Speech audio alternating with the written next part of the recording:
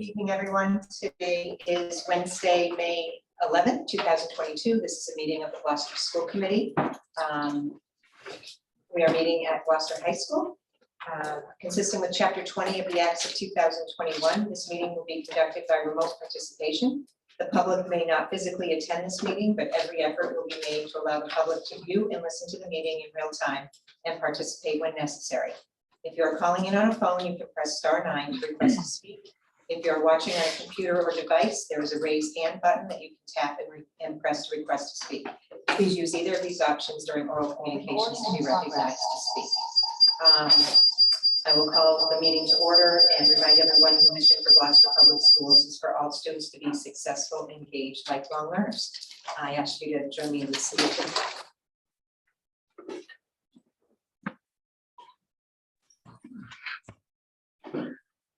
Allegiance to the flag of the United States of America and to the republic for which it stands, one nation, under God, indivisible, with liberty and justice for all.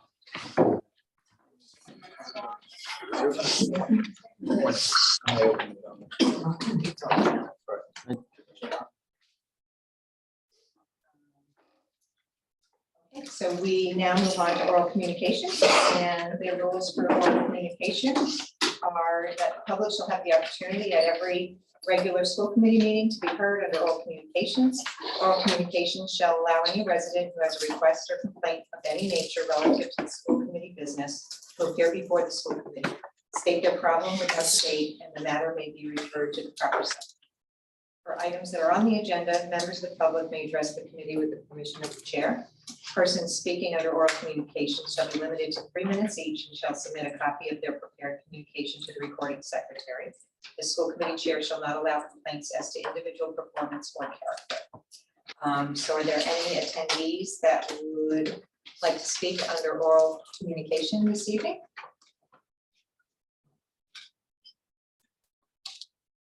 Seeing none, we will move on to recognitions.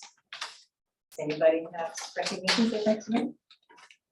So I wanted to acknowledge Teacher Appreciation Week, which was last week. And we really want to thank all teachers and staff for all they do every day. Just want to really acknowledge the hard work during this very intense year. So thank you to you all. So we had a busy couple weeks with appreciation. So we had nurses. So it's Nurse Appreciation Week, and then today specifically is School Nurse Day, Appreciation Day, and then last Friday was Food Service Staff Appreciation Day. So we just want to send a big thank you to all of those staff members for truly going above and beyond in the last couple of years, and specifically Martha Jo Flungan as well, for just keeping the ball rolling in our food department. I know it's been a lot of work for both nurses and the food staff, so we thank you. Anything else? It's a busy time of year, so I'm sure next meeting we'll have a lot of things to celebrate as well. We also will be doing a lot of celebrating and recognizing at each school. And so I will share later tonight a schedule of all the various school events, recognitions, and celebrations that are happening. But there are going to be a lot all over the place, which is fantastic.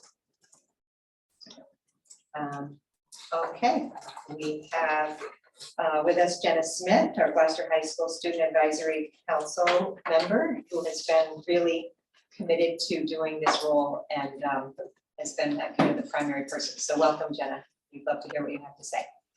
Hi, everyone.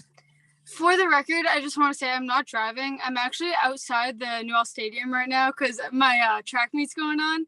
But I got permission to come out, talk to you guys, give you the rundown of what's going on at GHS.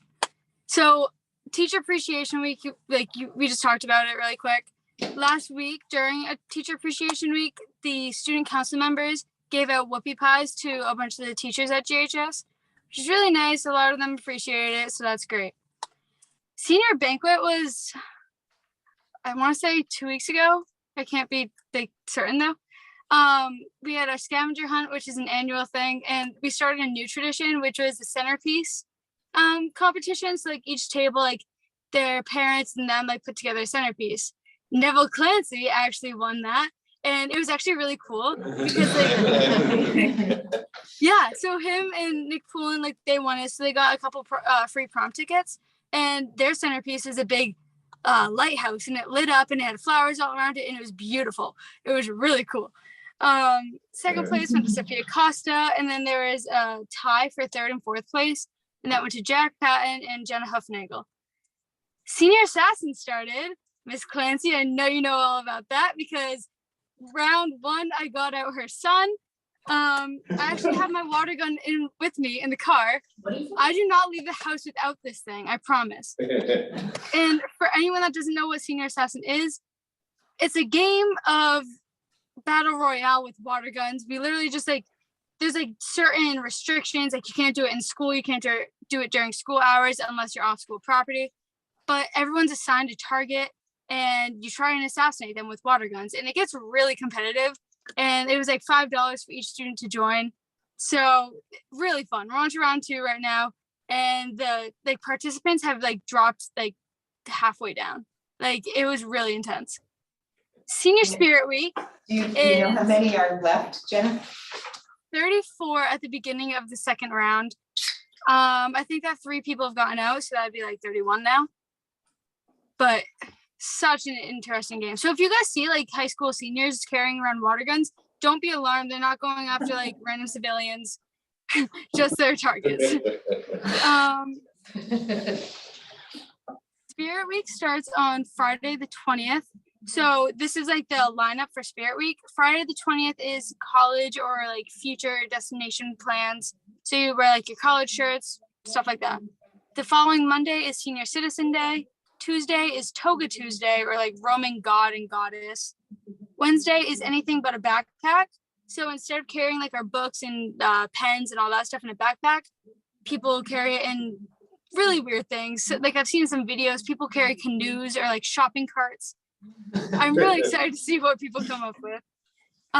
Thursday is Dress to Impress, and then Friday is our senior picnic at Stage Fort.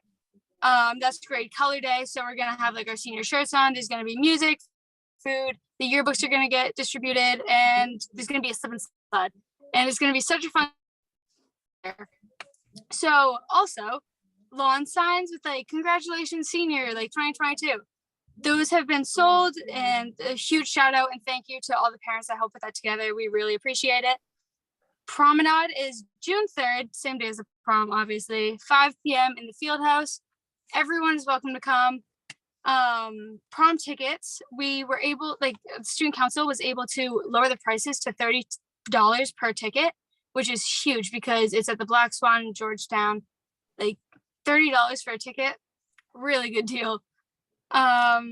Senior sweatshirts came in yesterday. They started getting distributed, which is really exciting.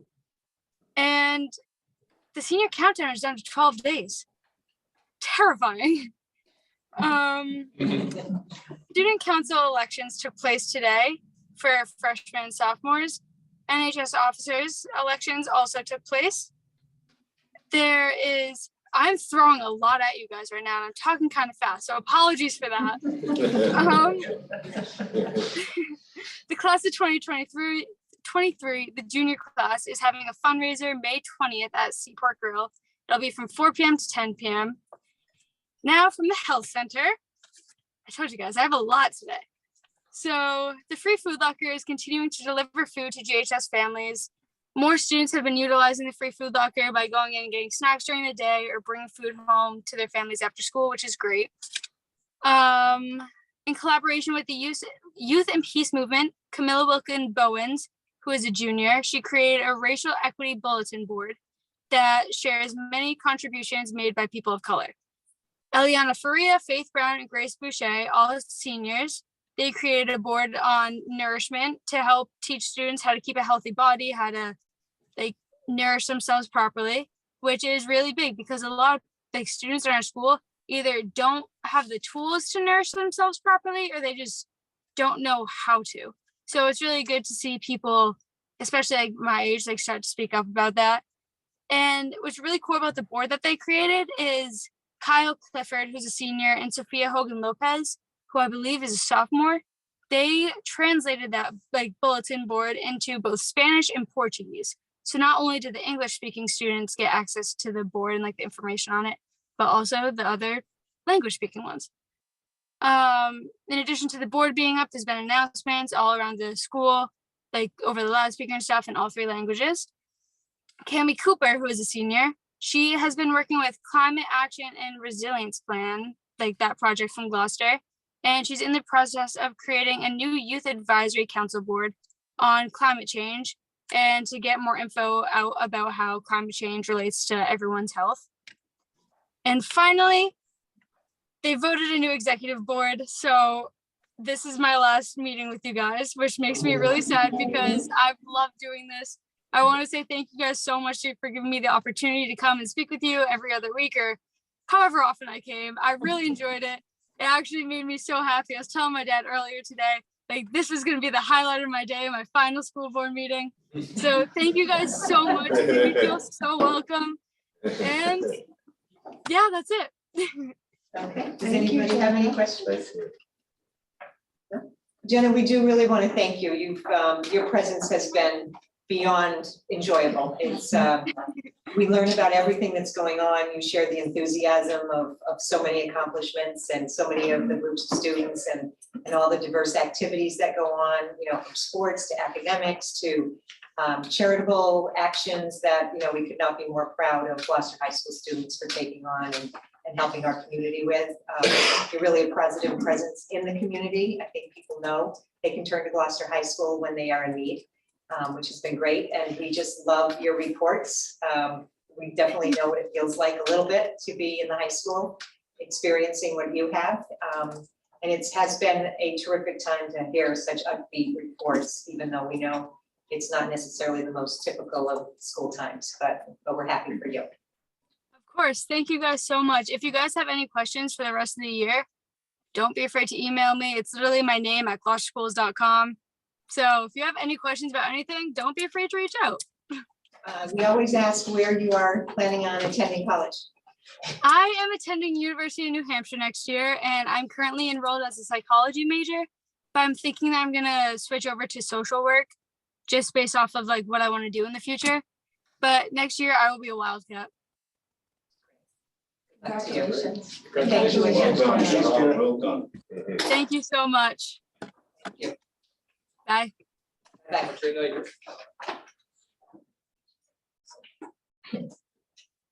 Okay.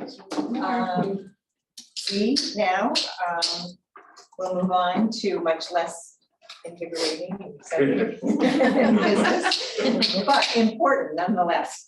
We move on to the consent agenda. Does anybody have any items they'd like to remove from the consent agenda? I move that we accept the consent agenda. So, Maria, may we have a roll call vote? Mr. Minio, Yes. Leah Verga, Yes. Ms. Watson, Yes. Ms. Weason, Yes. Chairperson Clancy, Yes. and Mr. Melvin. yes. And the next item, we move on to deliberations on educational issues, and we have all of our wonderful principals and our special education director with us, and Amber Jordan is joining us on. Right? Yeah, she's on there. Okay.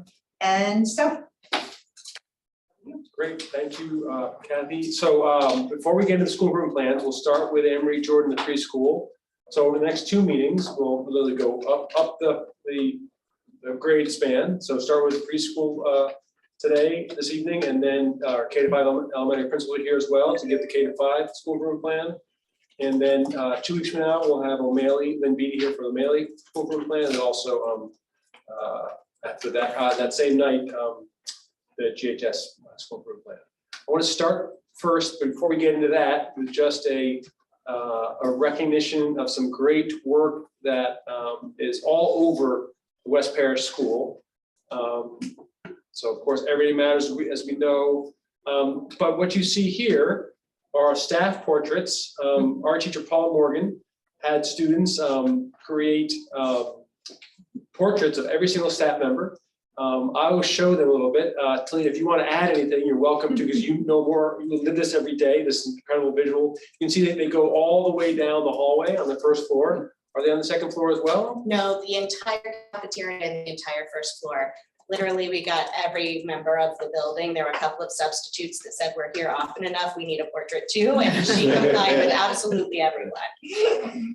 So here you see some of the teachers, you see our food service workers on the right-hand side, but custodians, everyone, all the staff in the school have a, and these, as you can see, I mean, they're not small. They're not quite life size, maybe some people are life size, I'm not sure, but they're big and they're colorful, they're just really just excellent. It was great. It was great. Teachers were taking a selfie with their portrait and it just became quite a thing. It was great. Great colors, right. So now we'll get to the other matters here. Let me stop sharing. We'll start with Anne Marie Jordan.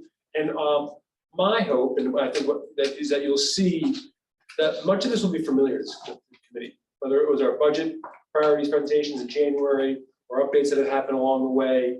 I think you'll see work priorities, actions that are going to be taken next year that look very familiar, which is the way it needs to work, which is we build and continue building on the great work that we have and keep making progress step by step.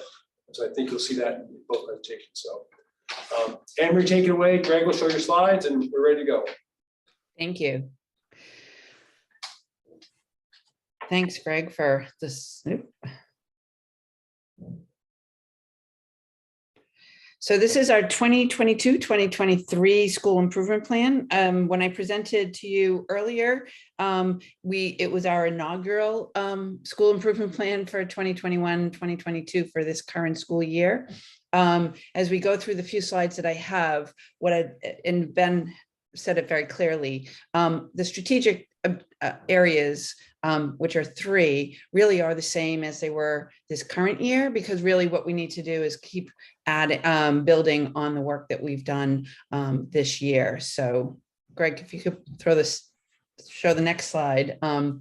Our first strategic objective is to continue to provide students with exposure to a range of early literacy and numeracy concepts, social skills concepts, and opportunities for gross and motor skill development through activity and play. These are all the developmental domains that are really critical for early childhood programs and special education programming to address for this age group.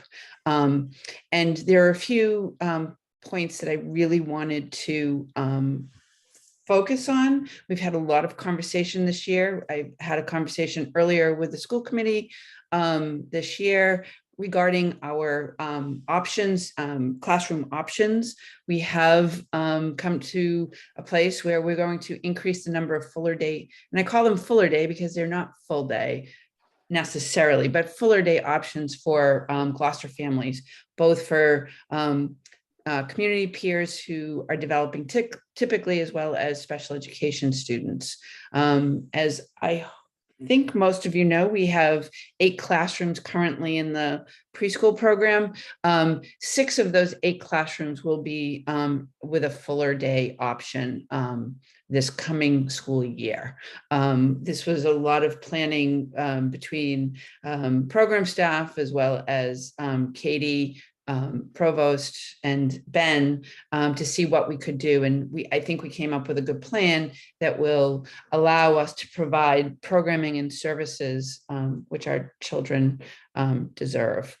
And part of that process is to really look at also providing our staff with better tools to help assess students where they are. So we had started conversations this year about looking at a developmental assessment tool, which we haven't used in the past, but we are currently in collaboration between our evaluation team, classroom teachers, as well as with Katie.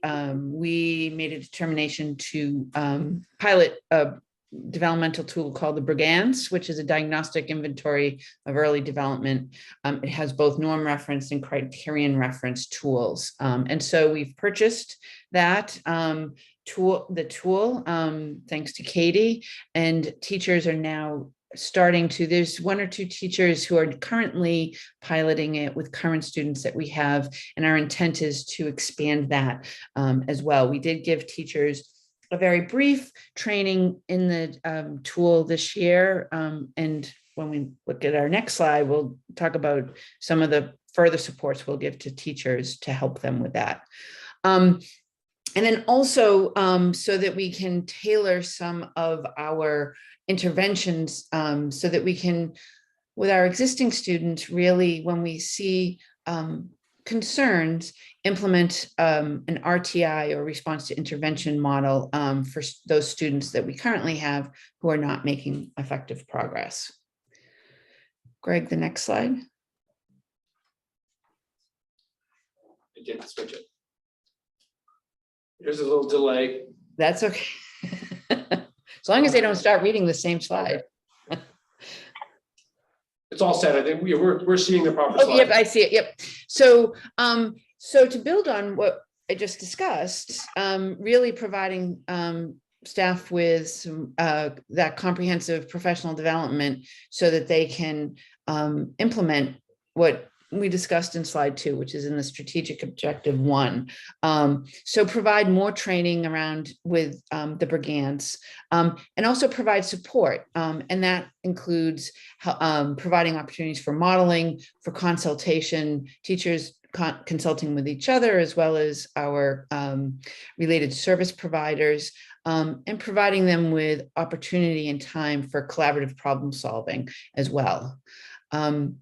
We also, within this newer model, one of the intents of this newer model of Fuller Day programming is it allows us to provide more inclusive programming for those students who have the greatest need. So also providing staff who are teaching within an integrated setting the tools that they need to help support all of the students. So number 2 is really utilizing providing teachers with the tools that they need to support augmentative and assistive communication with consistency throughout the school day. So this year, actually just this week, yesterday, we had a specialist come and talk about what augmentative and assistive communication is. It was all of our staff, classroom teachers, ESPs, as well as related service providers. And it was a good foundational piece. And then our intent is to build on that. And then also to build upon that same thread of providing teachers what they need, utilizing our BCBA, the district BCBA, to provide continued consultation and PD supports for classroom teachers, ESPs, and related service providers as well too. I think that, so this third strategic area is around the area of strengthening school culture through classroom interventions as well as school-wide programming.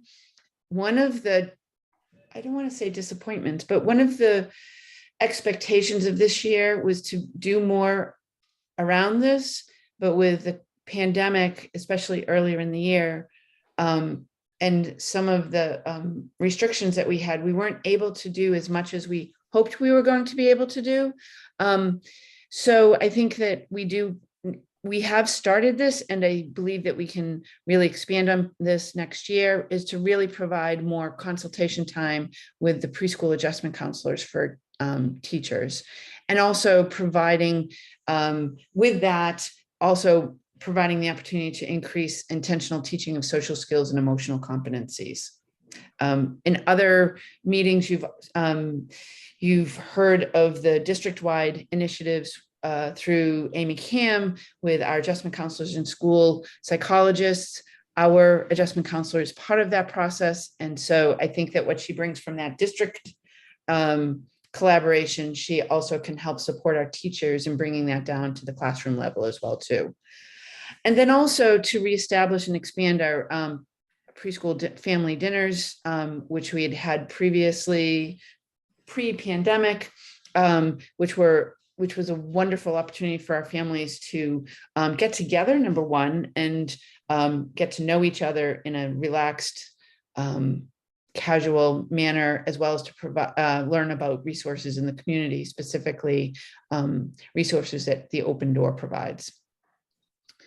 We also have a history of providing parenting workshops. We want to start that up again by providing positive solutions parenting workshop at least 2 times during the school year. And then the adjustment counselor will continue to meet and collaborate with, again, our district adjustment counselors and psychologists to ensure the continuity of intervention and support for families in crisis with children in multiple schools. That has been a huge benefit this year with the intentional collaboration that district support staff have been participating in. And I think that will help us as we continue through next year as well too. I think that's all the slides that I have. So school members, you have the full plan in your packet. And so whether it's from the plan or Anne-Marie's presentation, thank you, Anne-Marie. Any questions or clarifications for any for Anne-Marie or myself or Katie? Laura? Just building on what I've been working on in the subcommittee, as you were talking about sort of school culture, increased classroom interventions, just wondering about a focus on sort of helping families learn about the importance of attendance. That's just a lot of the theme that we've been working on in the program subcommittee. We're going to bring some of that tonight, but just, you know, I know that that's an issue that begins early, and that would be a great place to start educating families about the importance of attending. It's very true. And I think that, I think before we even speak to parents, one of the pieces that is really, really important for us is we recognize and honor the fact that this is, for many of our families, their first introduction to the school system with children. And really, it's important for us to make sure that that is a welcoming, supportive experience for them. And so really just also, before we even talk about that, really starting with that. And then also, before we start seeing some issues with attendance, really making sure we really are connecting with families if a child is out once or twice. So that two-way communication is really important for us. And then also trying to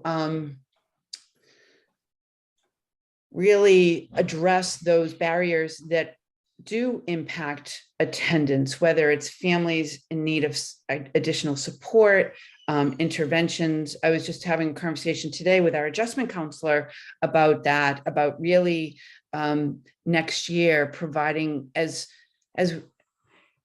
what we thought we were going to do this year was getting back to even closer to normal, but this year really welcoming families when they first start and using our, in addition to the teachers and their usual welcoming approach, also having the adjustment counselor really meeting with the families and having them get to know our program through her lens, and then offering her services if they ever need those as well too. So does that help? Does that answer your question a little bit? Yeah, I mean, we just, we're sort of starting, we talk with Attendance Works, the consultant, about sort of starting at the beginning. Exactly. Kids who are coming into kindergarten and families having a real firm foundation on how important attending school is, so. Yeah. 100%. Yeah, thanks. On a similar vein, and I'm sorry if you don't know this offhand, but do we know the percentage of students who go from Gloucester Preschool to our school system? I asked that because it just made me think about like that transition. Are we seeing that 80–90% of them are going into kindergarten in our district, or are we seeing a little bit more varied? So let me So are you asking what percentage of incoming kindergartners are coming from our program? Or are you asking how many of our students attend kindergarten in Gloucester? Sorry. The second part. The second Okay, so the vast majority, there are a few that choice out. Of the vast majority, I would say 95 to 98% of our student population are residents of Gloucester. We do have a few families that come in from surrounding communities, but not too much. So the vast majority of them do go off to kindergarten in the Gloucester schools. I would say we probably will have about 3 or 4 who will choice to Rockport this year, but the majority of them are going into our schools. And we also, primarily for our children who have IEPs, we do a whole transition process for that as well too. So late year IEP meetings, we invite their homeschool staff to come to those meetings. We also set up visits. Each special education coordinator from each school comes to see to observe some of the children who are coming into their program as well too. So, so the vast majority go into K here in Gloucester. And then are we seeing an increase in English language learner population at the preschool? You know, Yes, is that trend similar? yes. And do you feel like the preschool has enough supports for that population? The reason why I'm asking is because I don't see any specific goals around that population, but you know, in every other grade, we have a lot of goals and a lot of support. And I want to make sure that we are supporting those families from the start. So it's a great question. And I was just talking about that with a staff person, I can't remember who today as well too. So technically the state doesn't require us to identify English language learners at the preschool level. Number one, there is, and Chris Castle would have a better answer to this, but I don't believe there is actually an assessment tool to determine English proficiency for our age group. That's number one. However, I'm SEI endorsed as well as all of our staff. And what we learn when we go through Sheltered English Immersion courses is that at preschool, we do some of those things that are helpful just within the context of our programming that are helpful. We use pictures, we repeat, all of those things that are helpful for English language learners. Those are implemented regularly for our population, just because we are preschool. That being said, I do think it might be helpful for our staff to have some additional training. Just as I said, all of them are SEI endorsed. However, just to learn what are some of the most recent developments around English immersion. Also, we do have some, it's complicated when it comes to language, speech and language for L learners, if they're delayed in determining whether that's an L issue or whether it's a special education issue. There are no great answers to that, but we do really try to work with our families to determine if that is an issue that the families are concerned with. It's complicated, but we really try to address that. And going back to objective number one, an RTI model actually does help us to see if some of those interventions help support learning the language, or is that something that maybe might be a special education issue as well too. So I'm talking a lot. Does that answer your question? Yeah, thank you. Anne Marie, what is, I think I wrote down 8 classrooms, 6 going to a fuller day. What is that?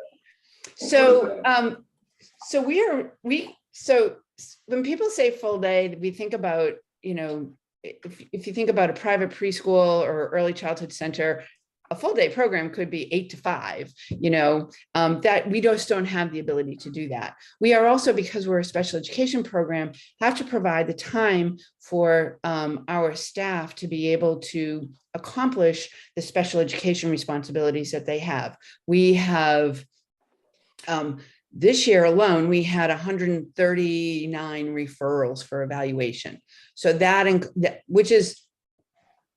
is not our typical, but that's very high. So we have to provide the staff with the time to evaluate students, to meet, to provide annual meetings. So we can't provide a truly full day. However, we can provide enough staffing, enough programming so that we can call it a fuller day option. So for instance, instead of having half-day program that might be 2.5 hours a day, 4 days a week in the morning, and then also in the afternoon. So we have a group of kids coming in the morning from 8:30 to 11. And then we have an hour off for staff to take their break and their lunch. And then we have children coming in from 12 to 2:30. That's a different group of children. So instead of doing that, what we do is we provide 4 hours of programming, say from 8:30 to 12:30, 5 days a week. So it allows us to continue to provide the special education responsibilities that staff need to do, but also provide, instead of a 10-hour a week program, it allows families to have children in 20 hours a week of programming. And I don't want folks to miss that also Monday through Friday, those classes. Yeah. There's a big change. And then I just give Anne Marie, Katie, and Rachel Clemency tremendous credit.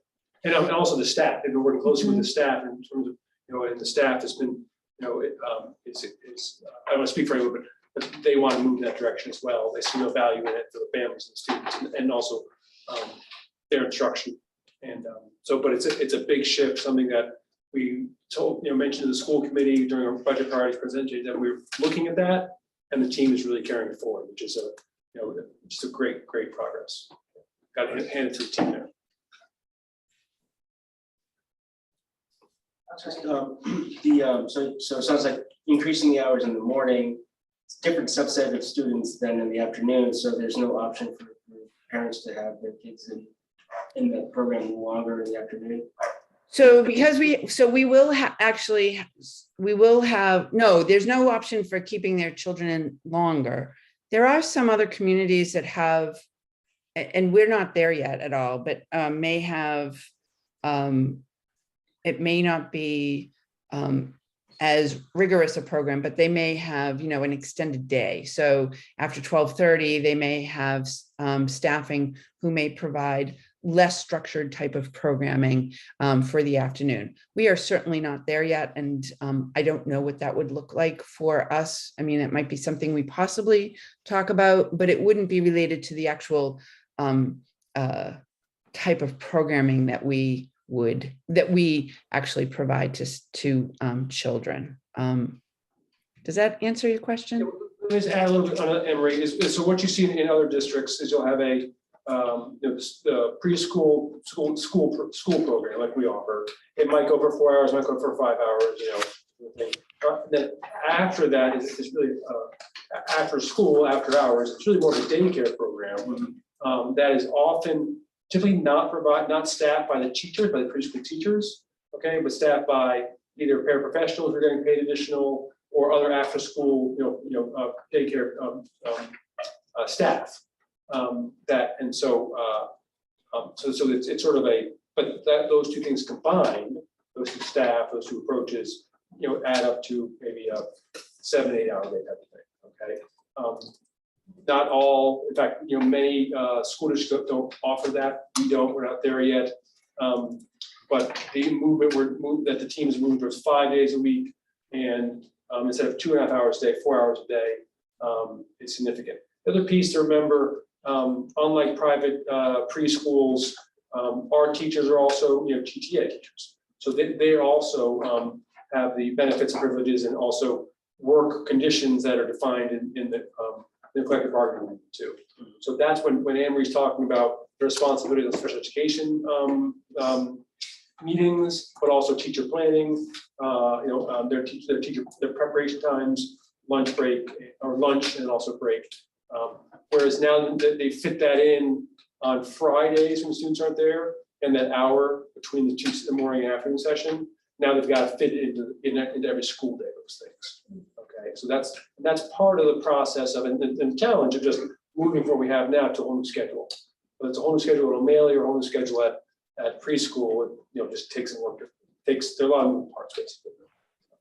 And I also think it's important to really stress, and I know for some of you, you've heard this before, our staff also, in addition to their breaks, they also, if you have a classroom of 15 students, 7 of them are children with IEPs, staff are responsible for the goals and meetings that are all associated with those 7 students. So that also has to be fit into the day, as well as, we have a number of all of the students who are coming into our program or potentially coming into our program. We require teachers to be in every single one of those meetings. So again, we have had over 100 meetings this year, IEP, whether they were initials or annuals. That's a lot of meetings that not only do our related service providers and our special ed coordinator have to go to, but also every one of our teachers has to participate in some of those those meetings as well too. So, and we can't have them after school. They have to be during the school day. So. It sounds like a very challenging situation. I really appreciate what you're trying to do there, Anne Marie. Hope it gets easier. It will. Yeah. I have a question. Are you thinking the fall for the color day option? And how are we going to communicate that to the community of probably the newest students? And I know you have ready date people already in the program, but the next coming up or others that might consider that role model position as well. So we have utilized our, so if you look on the Gloucester Schools web, Facebook page, not web page, Facebook page. Well, actually it's on the web page as well too. But Facebook page, we have another screening coming up. We had a screening in April where I don't remember the number. It was in the teens, number of children that we screened as potential peers. We have one coming up June 17th as well. Our secretary has also brought the flyers and posted them at Sawyer Free Library and the YMCA and all of those typical places. There's also a Cape Ann, is it a parent or mom's Facebook group? So Amy Larson from Pathways helps to get that information out there as well too. So we're starting to get that information out there.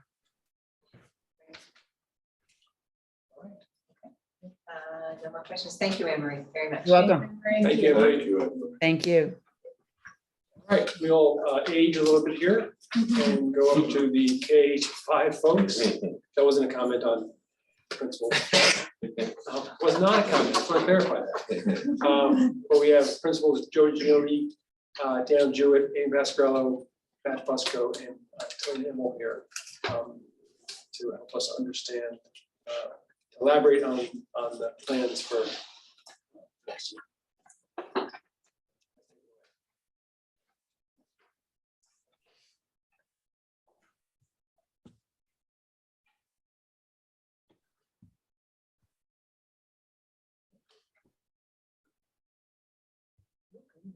I do that all the time. There we go. So we have a joint school improvement plan for the 5 elementary schools. We do a lot of things in common. We keep our curriculum, on key with each other. It is similar to last year, as Superintendent Lemon said, we are building on what we had. So we'll point out some changes in what we've done. And Dr. Emmel's going to start us off. Thank you. As always, English language arts and math are really key to the elementary. As we talked about in our budget, content is really important, so our literacy is shifting, but our first goal is really about those core academic subjects. So continuing and strengthening our tier 1 ELA and math instruction while simultaneously providing those increased tier 2 and 3 interventions so that we meet the emerging meet the needs and learn about emerging needs that we have from our students, especially as gaps have emerged or were created through the pandemic. During our budget meeting, we talked about the challenges of the fall. We had a brand new math and focus curriculum. Many of those materials didn't show up until October and November. And that challenged our pacing. So that real continued emphasis of implementing well our second version of Math in Focus. It's not a completely new program for us. It's just a modified and refined program, but that causes us to make some adjustments to our report card and the pacing. So we'll continue that work this next year. And then we're really, really excited about having chosen to adopt Wit and Wisdom. I know you heard from teachers and coaches a couple of weeks ago. That work was intense and in-depth and really rigorous, and we're really excited for that Tier 1 training and implementation to happen with one core program this year. We've talked about the importance of those foundational skills and continuing to implement Foundations K-3 will help us keep that going and really make that consistent for all of us. And then we've had data meetings for 10 years now, which is really awesome. So continuing to have 3 data meetings a year where we look at our data and the interventions that the core program that we have and the interventions we have students in and the amount of growth. We used to call it ambitious growth. Dibbles has said, we don't have ambitious growth anymore. We're just all trying to get students to where they need to be. And so those data meetings are really important. And before I pass it back to Ms. Pasquarello, I would just say, I'm really, really thankful for the increase of math coaches that we had this year across the district. It really made a difference as we're working towards this goal 1. I also am thankful for that. I think I asked for one 5 years running before I got one, so thank you. And from those data meetings, we always target on for all of our students to make growth, whether they are high flyers or struggling or anywhere in between. We always want them to make growth. But we are particularly looking at that lower 20% to make sure we fill the gaps and move them forward. The added challenge, though we're very excited about the new curriculum and can't wait to get it implemented, the RTI scheduling part is a fun challenge for administrators. I have a weird liking of making schedules, so I take it as a challenge to fit that RTI time in, because we are not going to let that go because it's been so effective over the years. So even though our model is changing a little bit, we are going to make sure we continue to target students who need additional support and to fill in gaps. Our interventions will be targeted and we will continue to progress monitor as we go. We often will monitor students, and if they're not making the progress we're expecting, we'll change it up. We work closely with both the literacy and math coaches and Title I or EL, special ed, whatever the case may be, to make sure students are getting what they need. So we'll continue to do that. And we're going to need time to do all that. So we're going to be continuing to use our common planning time to collaborate with all the stakeholders so that we make sure that students have the interventions and instructions that they need to succeed.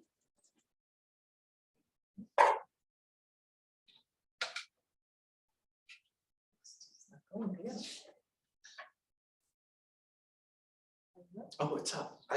It's the same. So I think this happened. Wow, I was just stays the staring same, at it's it, just and the then it words just quickly change. changed. So sorry. Everyone who's just looking at my blank expression.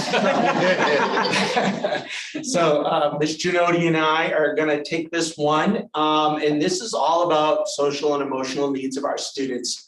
And how we're hoping to keep on attacking that on a daily basis. I think if you think about this pandemic and we think about the incredible what it's done for our children, it hasn't been easy on adults and children alike.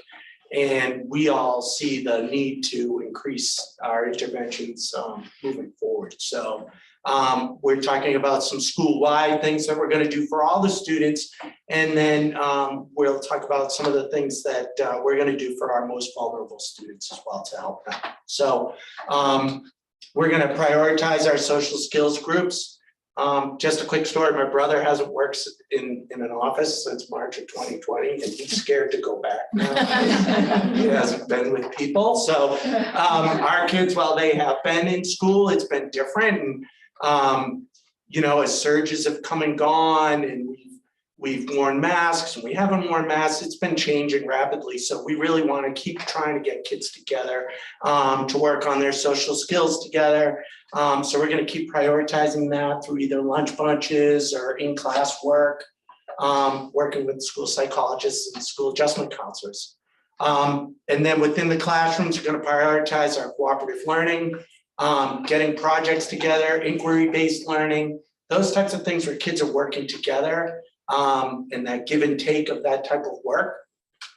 I'll hope we have this, but we're gonna keep looking at it, but clear school-wide expectations for behavior in all the common areas of the building. And it's every principal here's goal to have every child know what's expected of them at any point in their day and no matter where they are. So we always wanna make that and keep that clear.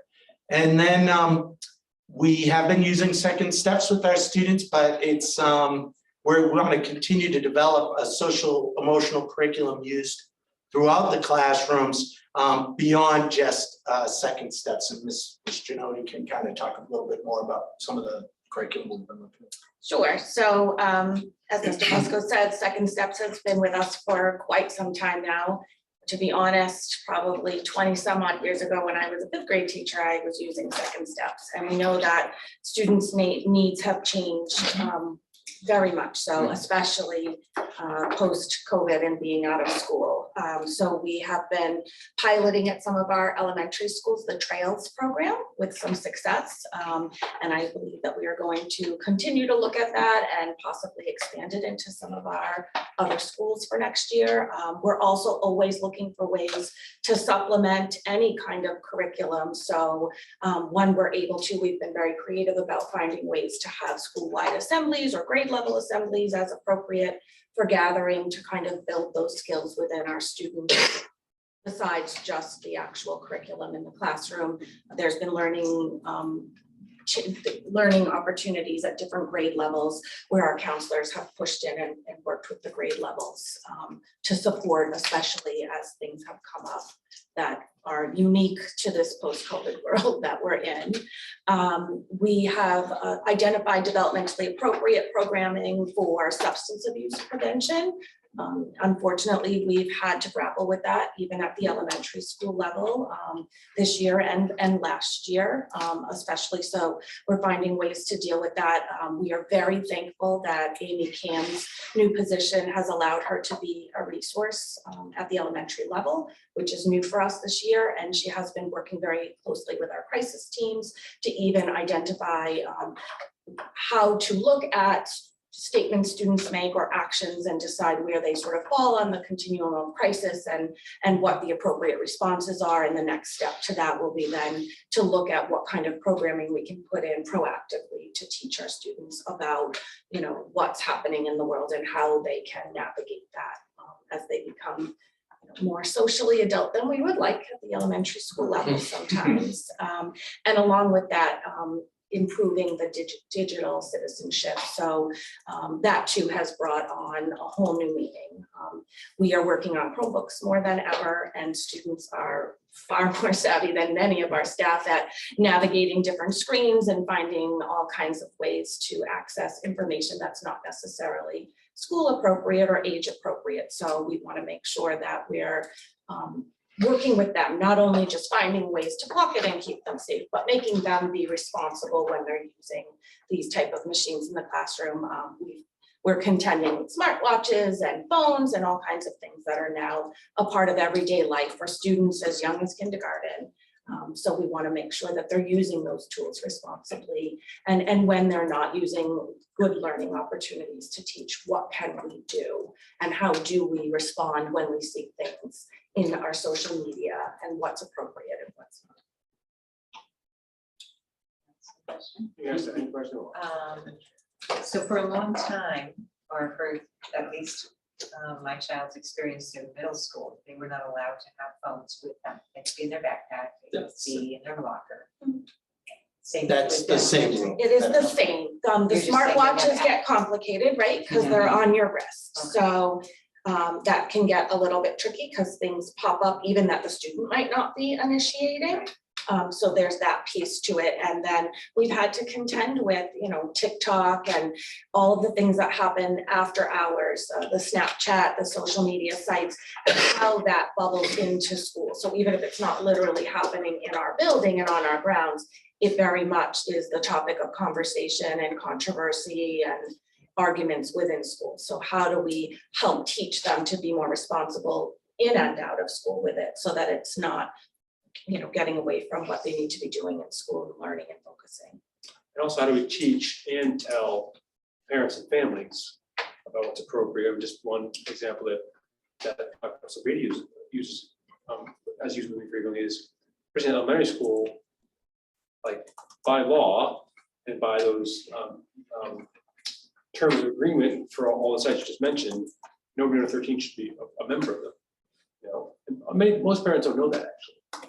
You know, so that's a message, for example, needs to be getting across. And so I think as we go forward, as schools go forward, is you know, how clear can we be? How clear will we be about what's appropriate, what isn't, what should be doing in terms of use of phones or shouldn't be doing? I don't mean just at school, you know, but you know, educationally and socially, you know, we have a lot of expertise in this, and we have, I think, need to, and that's something to say. Go ahead, Laura. So just on that, and you started to answer my question, because I know anecdotally about things young children are watching and discussing that really shocked me. And how much can you, I mean, it's clearly, it's not happening in school hours, but it bleeds into the school day. I mean, how much, aside from things that young children are not allowed to be, or not permitted to be, but there are just television shows and how, it seems so tricky to me, but how can you talk to families about that? I mean, I know teachers are dealing with that, but I'm just wondering, is there a way to speak with families about small children watching sort of deeply violent things and bringing that into a classroom? Or playing deeply violent video games. Right, Or watching YouTube with things that are inappropriate. right, no, I know at the Beaman School, and as you do as a parent, I have taken the opportunity when it was appropriate and it was pervasive enough in a particular grade level to address parents in an open letter about my concerns and what I was seeing and the types of conversations that it was bringing to, you know, our unstructured times like lunch and recess, and to go as far as to suggest having conversations with their kids, looking at what's on the phones or what it is that they're watching on the Netflix account or whatever it might be. And I've tried to name very explicitly what the fallout of that looks like in the classroom and on the school grounds. it certainly does have fallout. And we'll call parents personally too, if it's, you know, bad enough. So, you know, I've done open Yeah. letters as well. But yeah, you just try to handle them as they come in because the Right. technology is changing and shows are changing, so it's always Right. something new, but try to stay ahead of it. Actually, three things. Do we need a policy change around watch? You know, digital watch use? I don't know if we specifically say anything about watches in our policy. Do you have any idea? Anyone? I don't know Yeah. from looking at it recently, it would be likely just because of how the policy created, it wasn't a thing. Yeah. Most likely, so I would be surprised if it was. It may be general enough, so you could apply the zone. So I think probably need to look at it mostly because I think there's real value in limiting access during the school day, even more so than we have. And the reason I say that is, you know, there's a lot of pressures in growing up, you know, from peers especially, and you know, it used to be that you could get away from those at certain points. You know, classroom definitely was more a place where, you know, at least some of that was contained to the kids with you in the same room. You know, your home many times, you know. unfortunately now, kids can never get away from that. Right. In fact, when they're in class, it's not just pressure, peer involvement, social involvement for just the kids in the class. It can be from anywhere. When you're at home and you think you have some private time or alone time, just to be a kid, by yourself, maybe with a sibling or one friend. You still, if you have the phone with you, I'm not sure what I call a phone, but you have everybody with you. Yeah. And more, and so, that, that's really unfortunate, really sad. Yeah. That kids can't, it's very hard for kids to escape to a moment where they don't have those pressures. And so I think it does, both in just, language and speaking up about it, but perhaps in policy as well. Yeah, I mean, I guess, yeah, I think in policy and then also, pre-pandemic in the good old days, talking in programs, we started to have conversations around like, we need to be having these conversations in preschool with our parents, like the digital citizenship, the digital learning around how to parent in this age needs to start very, very early, unfortunately. So as a district, I think it would be really helpful for us to wrap our head around when and how we start that with families and have those conversations much sooner than elementary school. Just to piggyback on what Sam said, I think a lot of it is parents' anxiety, trying to support student anxiety, but it just exacerbates it because that tether is just always there. So really helping families understand what a young child's brain can and can't handle. I mean, I've likened it with clients to like, imagine if you were sitting in your house and somebody was knocking on your door every 2 seconds, right? Like with all the notifications that pop up and the text message, it's like somebody intruding your space and your brain space every 3 seconds, right? So creating a boundary around that, and for little kids who can't really create that boundary, we need to do that as parents. So anyway, I do think that it would be worth either programs to start really talking about how, as a district, we have these conversations much sooner with parents and in what venue we do it. And then back to the trails and second step. How many, and you might not know exactly, are we seeing that there are a large percentage of parents opting out of those programs? No, not at all. Okay, I'm just good, because I know you have the option to opt out. So West Parish, I think, is the only school using the second step safety units. Got it. And the safety units have an opt-out option. Okay, so those units, do you see a lot of parents opting out? It used to be 1 a year. We haven't had any. Oh, that's good. Okay, awesome. Thank you. Yeah, couple of things. One is the trails program. It sounds like is the eventual plan to kind of phase out the second step, or Yes. have the Yes. trails program? Yeah. Yes. I was really impressed with the presentation about that a few months back. Then we had some of the coaches in, some of the educational coaches in last month and gave us kind of the lowdown on wit and wisdom. I could have been more impressed with that. And I've actually read The Knowledge Gap, which is a very, I haven't read a book that fast in 10 years, I said. So really impressed just with that general sense of direction of, hey, that's where we're going. And I'm always concerned about the kids, from my own experience as a father of 3 adult children now, about the kids that are, that can fall between the cracks. But since I've been on the school committee, I've also kind of said, what about those exceptional students? What about the kids that are really, exceptional learners? And I certainly was never one of those, but I appreciate the fact that there are students like that. And, we focus so much on, filling those gaps for those kids that can't. Are we meeting the needs of those kids that are at what I would classify as exceptional learners? And are we able to recognize that? That's the question. Yeah, so when I talked about finding the time for RTI, I probably should have added that too. At East Gloucester, we're kind of all still figuring out, but we're calling it a win time, and we're all playing with that, and it's what I need, the win time. So some of it is filling in the gaps and RTI. Some of it is enrichment. Some of it is project-based learning. Some of it is, taking a question that they have and digging deep and, kind of discussing it and debating it, depending on the grade level. It might be book clubs where you could go from a supported book club for students that need a little more support to independently run book club at like a 5th grade level where they're really challenging each other and having some nice discourse about the book. So it's definitely built in. The WIN block will give us that opportunity to do that. Because it's what I need. What I need, it might be different than what you need or what somebody else needs, right? I just think that those exceptional learners, the Gloucester newsflash, we need those kids too. you We know? have them. Yeah, We have right, lots of yeah, them. Exactly, Yes.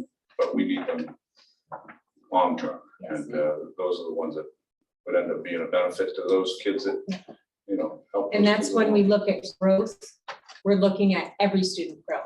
Because just because they have met the expectation of the benchmark, we don't then just stop. We want them to continue to grow beyond. So to look at the growth of all students, wherever they start, as long as they're moving at a productive rate, that's what we're looking for. Well, just as a final comment, I could not be anyone, when people ask me, how's it going on the school committee, I said, the people that run our schools are so impressive, it's not even funny, so I could not be any more impressed with the work you're doing. So keep up the good work. We still have another. And we even have another goal to We even have another share. Because Dr. Jewett has not spoken yet, Right, yeah. so we're gonna let him go. All right, well, our third, I've never heard the term digital citizenship before. That's quite odd. I know I've got a little boy who, was introduced to an iPad at an early age. Because his grandparents on his mother's side were in Hungary, so we got him an iPad so we could talk to them. And it's frustrating. I don't know if there is a solution. I don't know if anybody knows like the special method of keeping kids away from things they shouldn't be viewing on the web. Because I know I tried to block YouTube, but the problem is like, oh, I just want them to watch YouTube Kids. But you block the URL, you're blocking both. You're blocking YouTube Kids. It's annoying. So and my son, is okay. I think he's smart, but I took the app off, right? He went to the browser and got the URL and was going through the browser. I'm like, what do you like? Yeah. It's amazing. I don't know if there is a solution, but about the watch thing, I had similar thoughts. Do we even need a new policy? There is extensions of the phones, of the mobile devices. They're essentially, parcel of that device. So can we just say they can't have the iWatches? If we're saying they can't have the phones? Well, I think the question is, does our policy say electronic devices? Yeah, I'd love to see what that is, because the more time they spend off their devices, the better they are. And at school is a great time to say, hey, guess what? You can't even have them, they can't have their phones at lunch, right? Is that right? No. So, yeah, I'd love to see that they can't use their watches as well. So anything we can do to help in that respect. Let us know. our third goal was around attendance, and it was part of our plan last year. And while we made progress on this goal this year, we didn't make as much as we would have liked because COVID had other plans for us. And in the short term, our attendance this year was impacted by COVID, by other illnesses, by families having pent up vacations that they,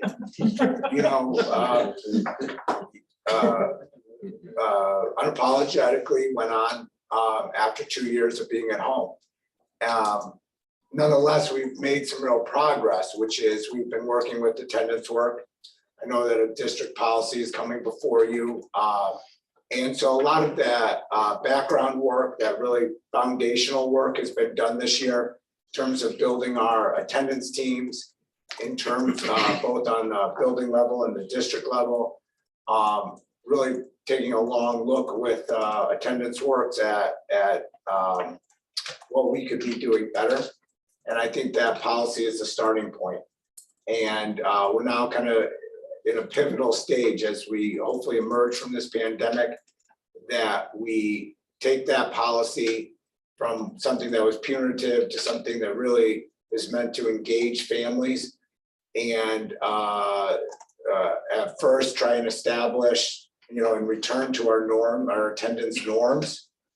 And then build beyond that we move beyond where our attendance was in 2019 and that we see steady improvement and that we see that kids, whether they're in elementary school or high school, want to come to school and that when they're here, that they're engaged in meaningful work. And that starts by building, partnerships with families. And so I think while looking at the data this year, our attendance data is just reflects the reality of this pandemic. But I think some really important foundational work has been done and a lot of work to do in the years ahead. Should we keep him around for the policy discussion on attendance later? Dan, I'm gonna head home, maybe. Thank you, Dan, very much. I don't know if Anne Marie's here, so I'll say this to her tomorrow in person, but just deeply appreciate this group of folks, Anne Marie included, this group of leaders, educators. They have just poured themselves into this work for the past 2 years. There's been no harder year than this year for any of us. And when you have the responsibility of many, many individuals, students, of course, staff and family on your shoulders, like they do, like these 6 folks do. It is incredibly complicated and difficult work. And they handle it with grace, professionals, and expertise every day. They're incredible collaborators with each other. And we are lucky people to have them working for us and working for students. Thank you all very much. Thank you. Thank you. All of you should run away except. Do we have a motion to approve the school improvement plans for preschool and So moved. second? Any discussion? Welcome, very well. Leah, can we roll call vote? Mr. Minio, Yes. Mayor Verga, Yes. Ms. Watson, Yes. Ms. Weason, Yes. Chairperson Clancy. Yes. And Mr. Melvin. Yes. One last thing, I'm a little late to the game on this, and thankfully these folks are usually nice enough to me that didn't give me grief.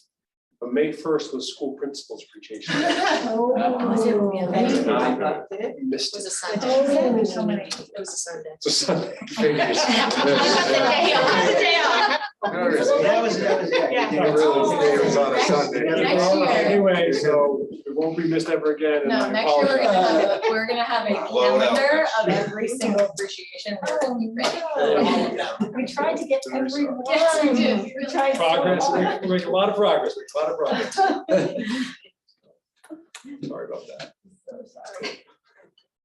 All right. We appreciate you every day. Oh, Every single day. We feel it every day. Every day is We're here. Thank you. All right. That's great. All right, so You can go. let's move on. Things up? Oh, thank you very much. I was charging my computer, that's why. Wasn't on. There we go. All right.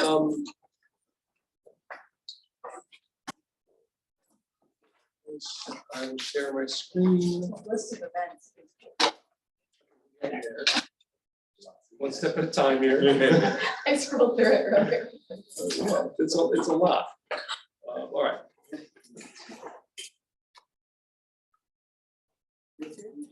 I walked in through the cafeteria entrance.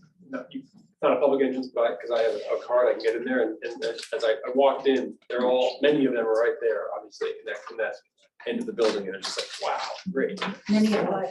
Many of the, sorry, at West Parish, many of these portraits. Oh, the portraits, Yeah. yes. There, excellent. Okay, so in terms of our education issues through big chunks of it, Amy met here to give us an update on the school naming. I'm just going to do the background summary here, just to remind folks, not only remind folks in the room, but also folks who are listening at home that we're already been working hard on the AGS Vets school naming, the naming of the consolidated school. This goes back to last year, when the school committee, after going through a few different drafts, approved the naming process in December 21. It's an inclusive process that that myself and the school committee worked on to make sure that that students in both schools, current students as well as those who have moved on to O'Malley and the high school, play a central leadership role in the process. It's a part of what it's about is working to bring the two school communities together. And then also at that point, the school committee voted that the school would not be named after an individual. So those are the basic concepts of the process the school committee approved in December 21. I'll hand it over to Matt and Amy. They'll give us an update. We're working, have hit a couple of milestones here, and there's a lot of work being done, and then we'll look at next steps as well. All right, so first, let me just say that the group of kids that we're working with are really fantastic. It's been a lot of fun working with them. They're really into it, so it's been really great. So we have been taking in the nominations. We put signs out around the city, places where people could vote, online as well, email, written submissions. So we got a good amount. As you can see, we got 71 nominations, which include about 50 plus different names. So we were really excited with what we got. Now we're kind of starting to parse through them and to look at them and to start winnowing it down. So we meet most Wednesdays, sorry. We took a few off in April because we were waiting for the submissions to come in. So we're now back in full swing. We met today. The students are really enjoying kind of getting into the names and some of the history because on the Google Forms, people would give reasons why they put in a name. And so you were helping them look up some history of certain parts of the city and what the name might mean. And they are working to put together a slide for each of the 10 finalists when we get it down to 10. We're still whittling. But when we get there, they'll have slides for each one to present to the community. We'll get some public input. In particular, we'll get alumni input of both East Gloucester and veterans. So there'll be a presentation of semifinalists. We'll be getting community input virtually and, in some, the alumni might be in person. And then from that input, so we'll be asking specific questions of not just vote, because it's not going to be a vote. It's tell us why you like this. How does this represent our community? How does this bring our two schools together? Because our school communities are different and we are eager to come together and join, and we want to represent that process. So we're going to be asking for input from people from around the city for that. And eventually we will get down to 4. The small presentation that we will have for the 10 will grow because we will include all or most of the input that we get from the community to then present to you. And that will be a time that we'll be here, but we won't be talking. Our wonderful students who have been doing such a great job and are really owning it. They're saying things like, 20 years from now, we can go tell people I helped name that building. I was part of the process, and this is why it was chosen. And they're really excited about it. So it's fun to see. We have 4 wonderful teachers that are helping to guide them, 2 from East Gloucester and 2 from veterans. So to watch the process, it has been fun, and we're eager to have them get down to the 4 eventually to you. We're trying to keep on the timeline, but it takes a little while, so we'll see how closely we get to that. And then, just one thing is all the names that are submitted will be released once we get down to the 10 semifinalists. As we're working through them, right now they're. But it makes sense for everyone to see all that was nominated, and that should be publicly available, that sort of stuff. But we're going to wait till we get to be part of the process. We're ready to unveil those. Quick question, what is the whittling process look like? I mean, are we assigning points to each name and then? So we first easy whittle is the matching names, right? Mm, So right. if 8 people said Pascarell Elementary School, I'd vote for them. But it wouldn't match your criteria. But that would be one submission because you would narrow it down. So that was the easy whittling. And then we started talking about what the names meant. Do they represent, so there were some criteria. Do they represent the two communities coming together? Do they honor Gloucester's history? Do they speak to, the city of who we are and what we represent? And it was interesting to hear the students talk about different things. Like some were like, oh, I really like that name, but it's not representing Gloucester. It's representing maybe a nearby town or maybe something else. So we were like, well, they want it to be a Gloucester specific name. So it's very nice to hear the children have that conversation. Some of them are bringing in, some of the history that they know and they're asking questions.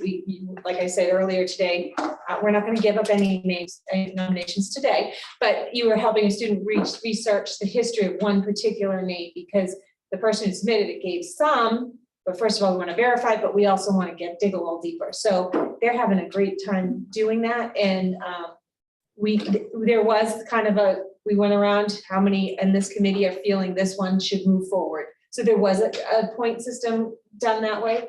There were clear ones where everybody was like, that's a great name, it's going forward. And then there's others they kind of hemmed and hawed about, but so it's a process. But good, rich discussions, I mean, really, really good so far, so it's nothing that they're taking lightly, and it's certainly putting a lot of thought towards it. And we have 3rd graders all the way up to, I think our oldest are 10th graders. Yep. And they are all very committed. Today we put them out of their comfort zones because I think that like the middle schoolers wanted to do their group together. And we said, you know what, we're gonna do, break it up. So we have like elementary and middle and high working together. They groaned for a moment and then we're quickly into their name that they were researching and getting ready to present. And they were, working together. The high schoolers and even middle schoolers are really becoming leaders. And like, I think there's one pair that one might have babysat the others. And they're really becoming mentors to each other. And it's wonderful. And the younger students have a voice. They're being heard too. So it's a great process. Thank you for approving the process. As we had hoped and expected, all that great stuff's coming from it. I think for me, anyway, none more important than at some point those students can look back 20, 30 years and say, I helped me in that school. It's really powerful for them. And the others, I can say my name is on the beam more. Right. Yeah. I don't know if it's appropriate, but if it is, it would be really cool for you guys to video some of those conversations that are having, students are having, because I imagine at some point there'll be sort of a digital sort of memory book about this process, Absolutely. Time capsule, Well, it could something. go in there, And those yeah. conversations, I Good think idea. it would be sad to let those sort of just. I not think exist anywhere else. you're going to see those when they make the presentations to you. Because they're going to stand up and a few of them are more hesitant than others. But you have to present, you do. And I think also another way, and so videoing also, but also asking them about the process when they come. Obviously, the name, but also asking the process. Let's hear from them their reflections on how it's been going and what they've been learning and stuff, that sort of thing. So that's another way to do it, but it's a great idea. All right, thank you both very much. Thank you. Exciting. Thank you. And just in terms of timeline, as Amy said, try to stick with the timeline, to getting something to you at the end of the school year. Trying our best on that. Things are taking longer, as you know, but they're gonna keep on working and we'll get it to you. We're close. If anybody has not gone onto the school project website more recently, there's always continually updated videos by our principal. Our Abbott and Costello. Mr. Fusco. He was actually running in the halls already. It had to be. Yes. And I had to yell That's You love those videos. I'm glad. kind of a softball right there. I bring her. It's hard, Keep but- sending. I drag Amy through this. Yeah, it gets me to do it. Kicking and screaming. That was a nice little plug. So we have the product website up here. See, we add pictures almost every week, every couple of weeks to give up folks updates, posts. As I said, Amy and Matt were able to go into the building. I mean, like up into the building. And then also we have a new on the top, a banner that gives notices to the community about any sort of extended hours or any changes in site on the site that so people can keep that updated. And then also we're adding weekly updates every week. So always updated. But being in the building, we were on the second floor, you can see it spray painted where the walls are going to be. So you could tell when you're moving from one classroom to another, or the small group space or the extended learning area. It was really It's amazing. amazing to see. Yeah. It was very cool how you walked around and showed that. I Yeah. mean, I think it gives people a sense of like, this is a building information, not just Yes. a construction site. Yeah, it's gonna be quite a bit. It's gonna be amazing. Amazing, absolutely. All Good right, night, thank guys. you both. All right, Thank you. good night. Thank you, Amy. Thank you, Mr. Fusco. All right, now we get to overwhelm Samantha Watson. That's so fun. Too much to handle. Just like do this properly. Good night. Overwhelm, please.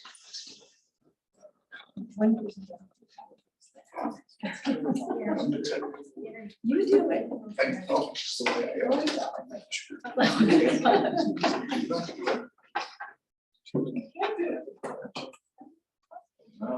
Then.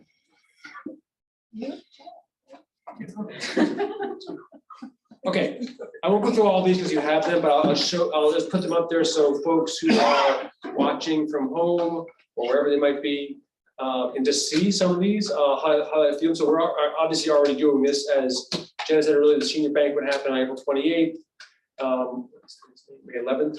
So we have, here at the high school, we have Spirit. Actually, Jen did a great job of going through most of it. Here it is written down. But of course, concerts, of course, and jazz. There's recognitions of a whole variety of them. Actually, one that's not up here is May 13th, JROTC recognition ceremony is this Friday at 5 o'clock. Did you say that's not up there? That's not, there should be May 13th, JROTC. Guys should have gotten invites to that, I hope.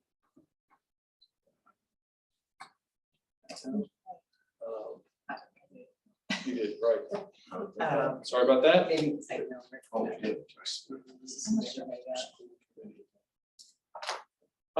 That's another reason we put this up there. What was the date again? Sorry. This Friday, 5 p.m. Probably in the auditorium. I'm just used to last year when everything was in the field house, but that doesn't make sense.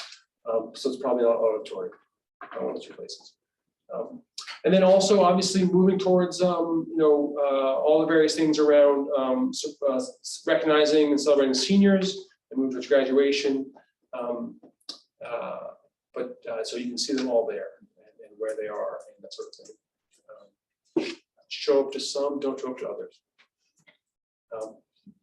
O'Malley Middle School, so similar. Similar in terms of like types of things. Move update. Fifth graders coming up to O'Malley on June 6th to continue that transition. And then last year we had eighth grade closing ceremony outside for the first time ever, maybe. It was great. Yeah, and so trying to do that again this year. It really was wonderful to have them outside. It was a gorgeous day. Great music playing and just lots and lots of families. But you can see a combination of boat trips and concerts happening there. And then, across our elementary schools, everything from wax museums and reading nights and field trips and field days. Also, Plum Cove will have its their concerts as well. Plum Cove will have is doing Annie Kids, their performance of their musical, and June 9th and 10th. Some move up days to O'Malley. And then Another piece is the Project Adventure field trip. It's a 2-day field trip. Is it 2 days? 2 days. Yes, Yeah, yes. 2. 2 Yeah, days. I'm just looking at the, oh, I see, yeah. So I'm looking at veterans is Thursday, Friday, June 2nd, June and 3rd. That's for the whole 5th grade. That is another transition activity, I mean, coming together celebration activity, but also transition activity towards O'Malley. That's new this year. Folks are excited about, but then you also see a combination of different types of, learning nights, celebration learning nights as well across the elementary schools. I think we have West Parish is there, even. Yeah, I think all, yeah, and preschool as well. Wiggles and Giggles enrichment event, I do not know what that is. But it sounds like. You're running that. Yeah. You're running that. Wiggle and giggle. It sounds like you're right, something every day for that, right? But just, and again, so all across, and I think the one of the most important reasons to share this is to just celebrate that we haven't been doing these things for 2 years, all of them for 2 years. And this, full scale, we did a bunch last year, we're able to, but, doing more this year and getting back to, things are not normal, but getting back to some real celebrations and rituals and traditions that are a big part of what it is to be in our schools. Just to say, June 17th, there's another in-person preschool screening. We just want to, June 17th, June 17th, we want to highlight that great, for families. good, yeah, good, we'll add that. So this will be posted, but also, yes, absolutely. And then any questions on any of those? Then moving back to, I'll give the code update.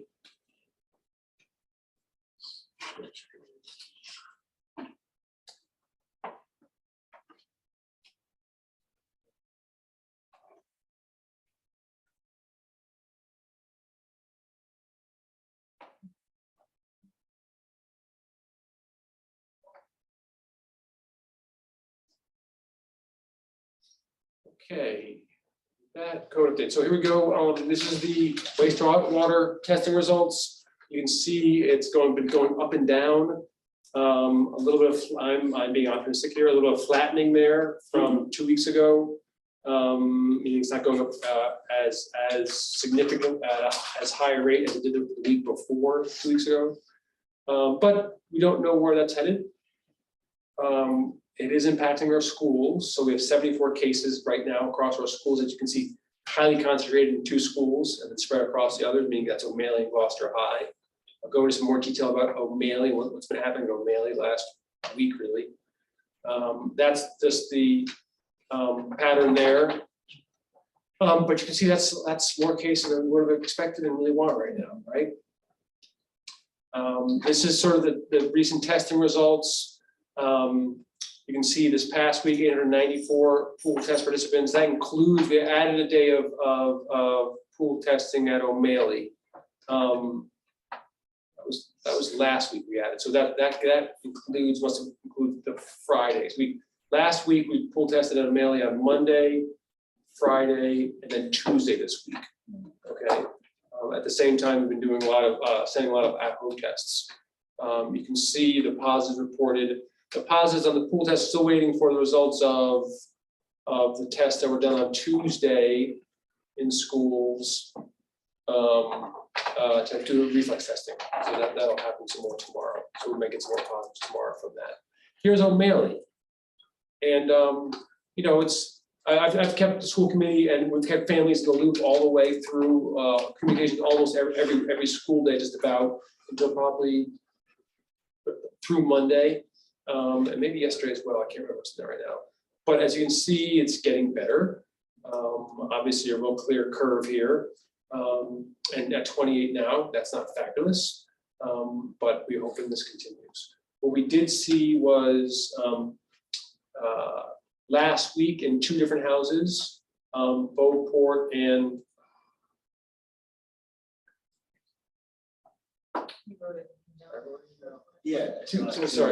two. I really thought I had all the houses down.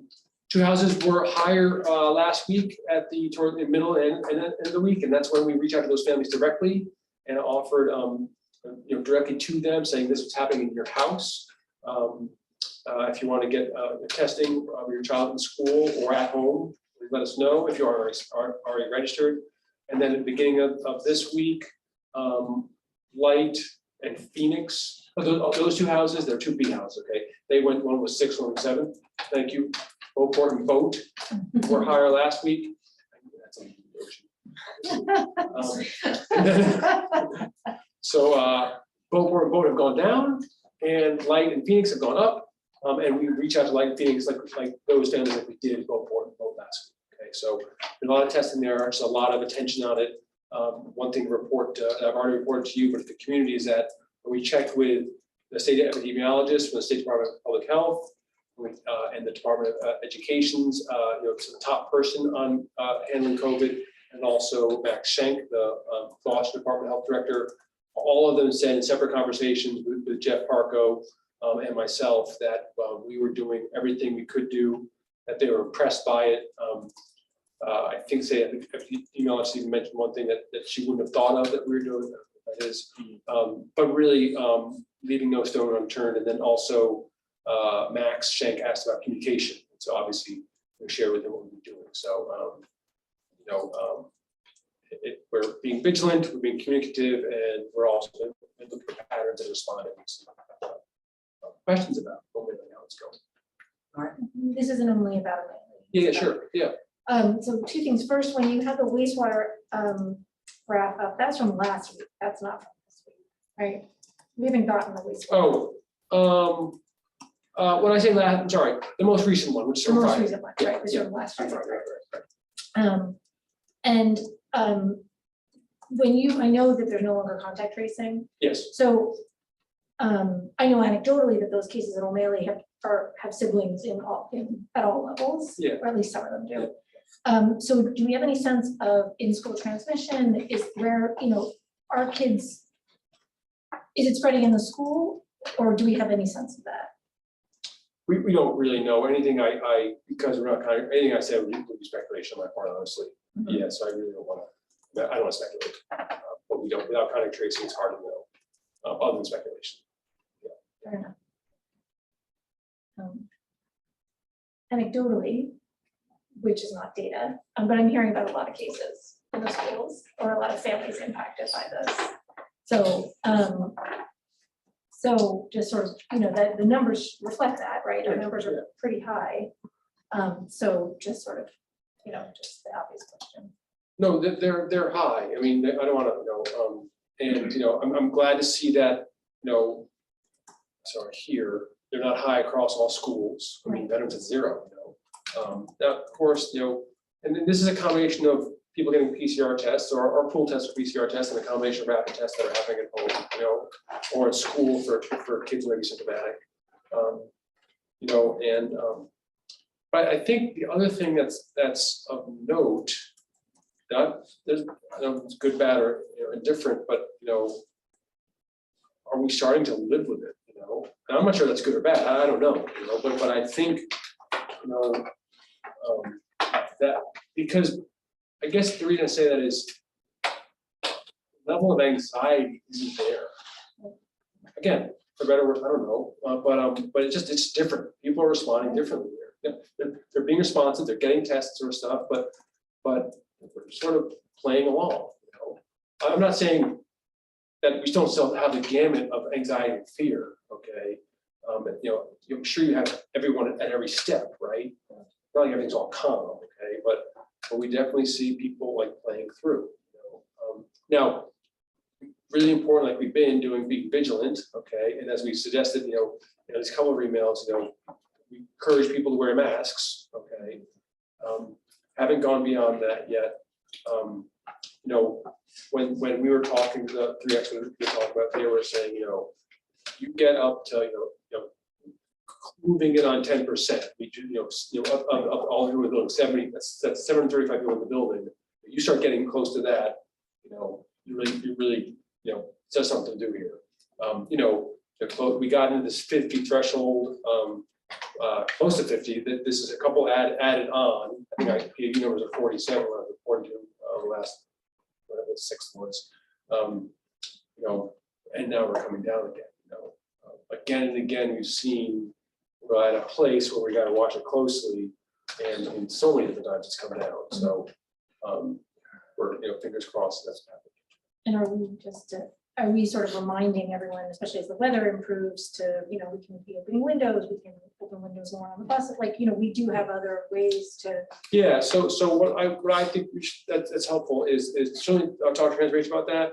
Teachers, when they can, they're doing that, and that's, you know, that's probably could remind them, but I'm happy to, but I think folks, you know, they know that they've been doing this. A lot of teachers and never closed windows. So, yeah. And this, I didn't go through it, but here's the sort of the step-by-step on just how many people we tested and which type of test each day. Right up until yesterday, where we pool tested 112 students and 40 staff. So, but you can sort of see the blow by blow there. Anything else? All right, that's all from me for this. Motion to accept the superintendent. Second. Discussion. Maria, roll call vote please. Mr. Minio, Yes. Mayor Verda, Yes. Ms. Watson. Yes. Ms. Weason, Yes. Chairperson Clancy, Yes. and Mr. Melvin. Yes.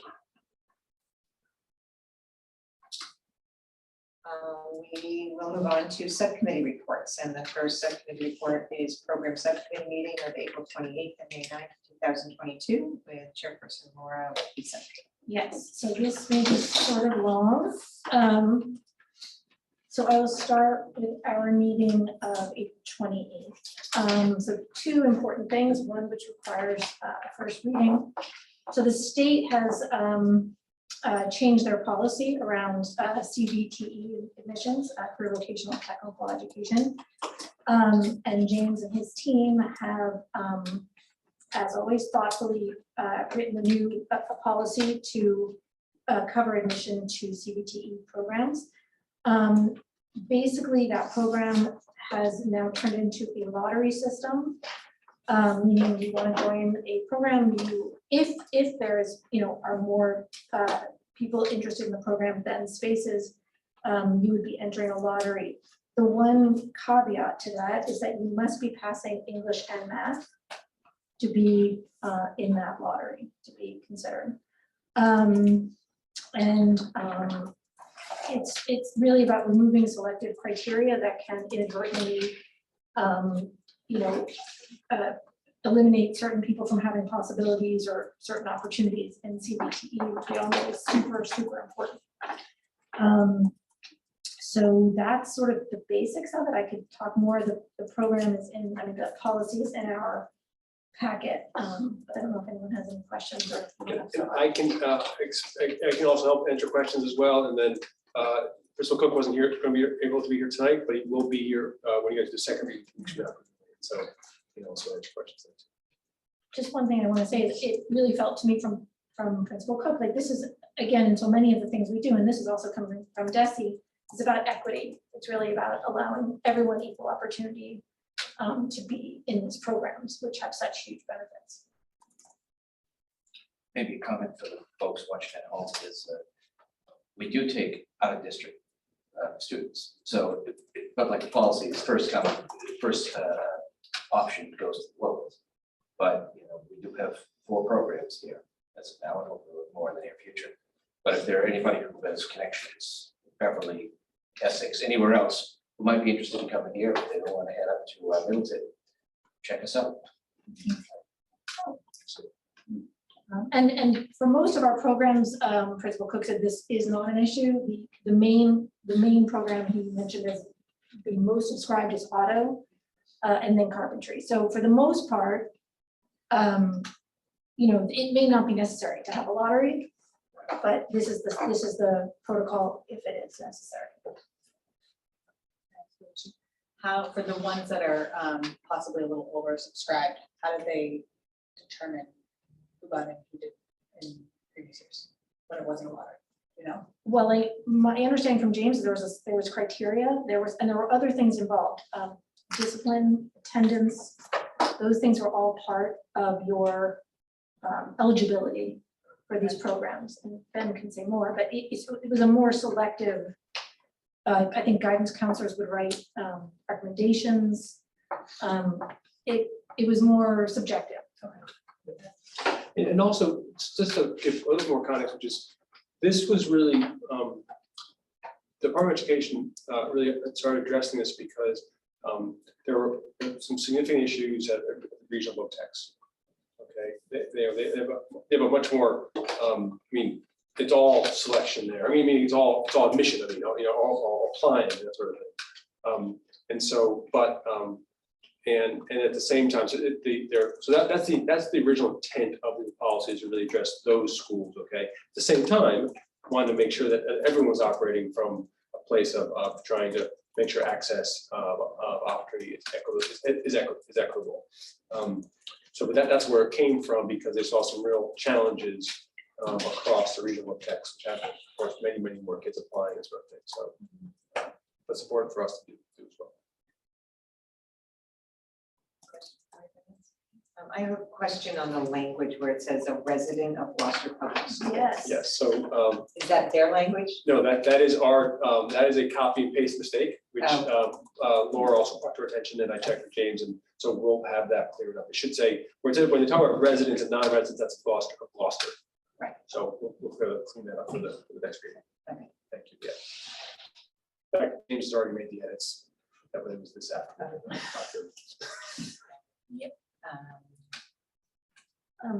One thing I wanted to note, when we had our meeting, we said that this is a first time policy, that this is not in our manual. However, on our website, under policies, there's a few sort of separately listed policies, not in our policy manual. And there is a CBTE policy, not, I think it's just maybe a description of the admissions process, but just to clarify, if you go under policies, there is something exists there without a letter, without a alphabetical determinant on the Gloucester Schools website under policies. So it's not in our policy manual, but it's there.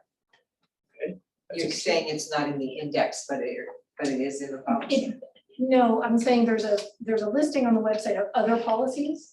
There's sort of like policies by like a few topics. Yep. I don't know if you see what I mean, and then it will say, and then another heading is policy manual. So if you go to a policy manual, that's our policy manual, but there is a separate thing. It doesn't show me. Okay, I'll show you Yeah, after. and so I just want to clear it up. yeah, no, yeah, and we do too, obviously, because because that's so then we'll look at that together. You show me, and then we'll figure out whether it's a revision of existing policy or new policy. But it doesn't, it could change the process, but we already have first reading, we don't need to change the process. If it's just a revision. We should, thank you. Yep. So is this the policy that regional are recommended to adopt as well? No, so there's really two paths you can go down in this process, okay? You can stick with the selective selection criteria process, okay? There are many more checks and balances on that, as there need to be, because any selection process can be used, either with bias or result in, even if it's unintended, inequity, right? And then another option is the lottery option. And so James and his team have been, looking at other policies, consulting with other schools as well, a few other things, but that they've chosen this option. They think it's the most way, it's the best way to ensure equal opportunity, equal access, but then also want to make sure that the kids were prepared.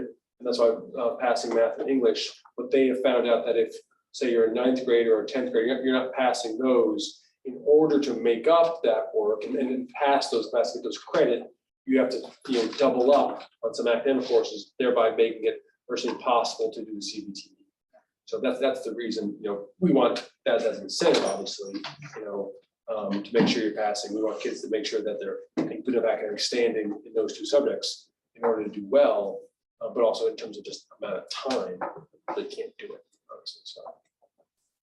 I think communicating kind of that this is sent to families in whatever way that those reasons why, because I think just having an objective window lottery, I think is really good, because then, as you said, everybody has the chance to be chosen or to get in. One last piece on that is just also, yes, and if you have a lottery that only a few people know about, Right. then it still isn't equal, right? But James spoke at the program subcommittee about, ways that we will reach out, and especially, one of the places we want to make sure we reach out are our English learners and their families, and Vanessa Lindbergh, who's a 9 to 12 family liaison, will help show big piece of that. Last comment by me is I trust that somebody will let us know if there's over demand, to figure out if there's a way to address over demand without having to have kids not participate. So do you need to, So yes, we need to approve the First reading. first, well, so first of all, we need to make a motion to waive the actual reading of the policy. So we don't have it in our packet. so I move that we waive the actual reading of our policy. Okay, Maria, can we have a roll call vote, please? Mr. Minio, Yes. Mayor Verda, Yes. Ms. Watson, Yes. Ms. Weason, Yes. Chairperson Clancy, Yes, and Mr. Melvin. Yes. passes. And then we move to approve.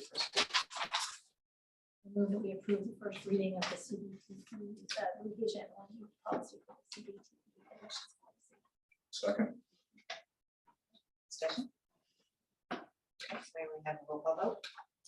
Mr. Minio, Yes. Mayor Verda, Yes. Ms. Watson, Yes. Ms. Weason, Yes. Chairperson Clancy. Yes. And Mr. Melvin. Yes. So the next thing from that meeting, which doesn't require action, but was also important, was about the O'Malley innovation status. And, basically, things to understand about, so the innovation program is basically, doesn't really exist anymore, is what we learned. There's no money attached, there's no oversight. We don't really have any clarity on whether the Gloucester renewal was ever sent or accepted 5 years ago. And then basically, Principal Baby came in, this designation is no longer really adding value to O'Malley. There are recommendations in that program that are sort of duplicate what's already happening with the Sustainable Improvement Plan. And those things that are significant for O'Malley are underway. It doesn't halt anything. It doesn't really change anything as far as I could ascertain. So this is really just to say that this would be the time, I guess, that another renewal would go in. There's not really even a department anymore to send it There's to. one person Right. who spends a very small fraction of his time Right. on innovation. Right, so this program seems to have sort of dissolved for all intents and purposes from a state perspective. So this is just to say that we are, we acknowledge that. And we are no longer going to send in a renewal. And We're essentially notifying the committee of that. Yeah. Principal Beatty has worked with the team to let them know. She's always had discussions with the leadership team. I think and also the fact about, if what do we want to keep going and or what will we miss? The one piece on this was there was a building leadership team created through the innovation plan. And then there's an instructional leadership team. Those were merged this past year, but it's important that staff members who voiced this was to split them apart. So you have two teams, one's focused on instructional work, one focused on operations, essentially. That'll happen. The other pieces in it, that the STEM work, which is in the STEM lab, which is really fantastic work as it's becoming more and more integrated into the science in O'Malley. That will continue. I mean, there's no change in that. It continues to grow and strengthen. We have some plans to work with GF on strengthening further. And then so those are some things that still exist and no reason to change them. But the actual having that, working with DESI and having any involvement on that in terms of a named program that is essentially moribund, or moribund was Laura's word, which I thought was very good. I would say it's fizzled out. It's another word, it's my word. But there is a value of that. We're involved with the sustainable improvement process with the state, which is an accountability process, and any support the support we're getting from them in that, which isn't grand, is more than we ever got through the innovation process. So just sort of letting you know, it just no sense to continue basically. One point just to make that Lynn brought up as well is we don't, so it turns out the name was never officially changed with the state, but we can continue to call it O'Malley Innovation Middle School.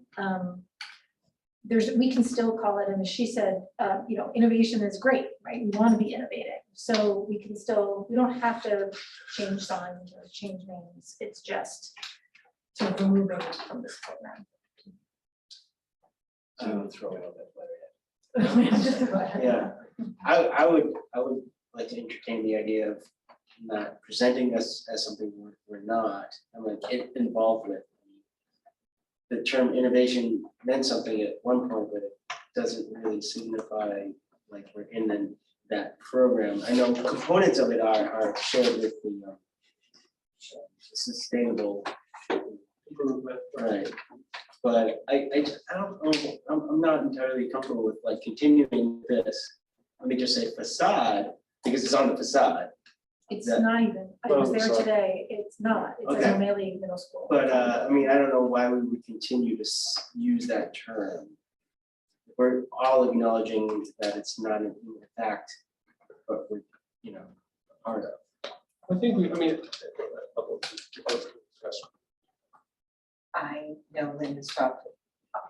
They want to talk before me? I don't see the big deal to, we can just sort of phase it out. Right, I don't think we need to take it out. We no longer, let's take a vote, we no longer sort of phase it out. I mean, action needs to be taken away. Right, but I think you're talking about the name of the school. Is that what you're? Well, I mean, it just the reference to that. I mean, like, we're not gonna be using it, but it's where does it still like live? I don't even know. Like you say, it wasn't officially changed with the state, is that right? Yep. Right. So, I mean. But we're doing innovative things there. Sure. So I get it. It's just, Ralph B. O'Malley Innovation School, is that? that's what it's been being called. That's what Right. it's been, but A lot of people just call it O'Malley. Let's not call it O'Malley. I think it's like just The a only soft. place it is of any, no, I shouldn't say, the place I'm aware of it is the sign on Washington Street. I mean, but there may be others, that's all, I'm not speaking like as if, I know all the pieces where it's referred to that way. I'm not even sure there's actually letterhead in print anymore. I mean, I just went on the website, like it says like O'Malley Innovation. So like there's just like IT could make those changes if necessary, but other than that, it doesn't say it on the front of the building, so we're not talking about that. I'm not sure I'm comfortable with that. Given that when the school was approved as an innovation model, the name was changed. So the fact that it did not officially change at the state level was probably a mistake, that it did not get officially changed. So I also know from a philosophical perspective and approach to learning, Lynn has talked a lot about innovative practices, and I think we need to really encourage that. And by kind of taking it away, I mean, kids walk around town with their old O'Malley Innovation Middle School shirts, and they look pretty cool because no other middle school is called Innovation School. So to me, the practice and the goal of always being innovative still is very relevant in my mind. I, like Keith, I had to kind of get over the hurdle of, well, is it really, I mean, to me, it seems like we're just using the word innovation in a different context now. And I'm fine with that. I don't, but like Keith said, I think initially I was like, it just seems kind of messy to me. Why don't we just dump it? But using the word innovation in a different context as an adjective to describe the school, I'm more comfortable. fine, so. But again, like I said, like initially I was kind of like, I don't know, so. You're not alone in it, Keith. I just think that if I use it, if I put it in the context of innovation, thinking outside the box type, I'm totally fine with And I felt that was what Lynn, I mean, just to say, like, I thought that was what Lynn was saying. Yeah. We want to continue to innovate and have that be part of our identity. And people, some people are very attached to that name, but it's also just like, you know, this school does have this innovative science program. This school is doing innovative things. Regardless, I mean, this program really doesn't even exist. So it's, if it helps inspire people, like, I think that's the goal from my perspective. And that's what I got from Lynn, which was, that's who we are innovating. We're going to continue to innovate. We want people to be proud of that. And so that's what I heard from her. And I would follow, from my perspective, I would follow her lead on this. And I would say to your point, if we change it, it's sort of like admitting we're no longer innovative. Right. that. Right. So I think it's just semantics, but it shows that we are fully behind the concept of innovation. And I'm not recommending any changes, so. Yeah. in case folks are wondering. Okay, so, and we don't need any, this was just to inform, so there's no action needed. Okay, moving on to a bigger one. So this is also the first reading of our new attendance policy, which was included in our packet. So, you know, a couple of highlights, and I gave a big explanation of this a few weeks ago. And attendance work did a real data dive on our schools and our absenteeism. And as my colleague Bill here did the math, you know, as they say in the preamble here, we had 31% of our high school students chronically absent before the pandemic, 2019 to 2020. He inspired me because he did the math. That's of 830 students, that's 257 students times 18 days, which is 4,631 days of school missed that year. Pre-pandemic. Pre-pandemic. So clearly, there's a problem. And, you know, as they pointed out throughout, and as Benna said, if you're not in the seat, no matter what we're doing with curriculum and social emotional learning, you can't learn. Or you're gonna have a much harder time learning. And so this impetus to move, and Greg has been, you know, we've been working on this since before the pandemic. When I first got on the committee, this was one of the first things that you said, and here we are with the new policy. I would say the shift in mindset is really significant because it's shifting, following DESE recommendations, which are not requirements, but recommendations. It's a much more student engagement focused model and less punitive model. You know, there's all these ways in which, if you go through this, I mean, it's a lot of district support teams. It's sort of what Principal Jewett talked about, but really looking at, you know, why kids aren't coming to school, who's not coming to school, and how we can, through outreach and engagement, bring those students back into school and not push them out. The attendance folks talked about increasing the pull and not the push. One reason I asked the question about to Anne-Marie Jordan is when we looked at the numbers of our moderate and severely at-risk students, the highest number was in the 10th grade, followed by 12th, and then followed by kindergarten. So we have a real issue even in the younger grades at sort of getting kids to school consistently and getting those messages through and creating an environment that they want to be in. So, so this is our first reading of this policy. You know, there's a lot of things in here. There's the definition of chronic absence as a really significant term, which is getting away from excused and unexcused absences. We're talking about, you know, whatever, when you're not there for any reason, and what the sort of add-on effects are, and how we move, you know, how we sort of, again, move towards a multi-tiered system of supports to bring kids back into school. And as you have seen on this policy, there's a, you know, 4-tier system, which continues to engage families and caregivers, and also focuses much more on a personalized approach to how we begin with, from the first day a child is absent or student is absent, on to when we're getting into 7, 10 absences and more. Another major piece of this policy is that we are ending the attendance failure policy at the high school, which I learned about through this, which meant that if you had a certain number of absences, you, regardless of the work you were doing in a class, you would fail that class. Obviously, correct me if I'm wrong. So for the most part, and Greg really clarified, there are some kids for whom that's a motivation, but for most kids that hasn't worked. James was very much behind this. And again, we're looking at how we can pull kids in and not push them away. One last thing that I wanted to just highlight that I thought was really significant was the exit interview before someone drops out. Instead of just sort of letting a student leave, engaging them, bringing them in for an interview, seeing if there's other programs. We have so many amazing programs, seeing if there's another way to bring them back in, and not just, I don't think anyone at the high school just lets them go, but just to have another point of contact, which felt very, very significant to me. So that's a brief overview of a lot of work we've listened to and heard about. And I'm open to questions. We have our experts here too.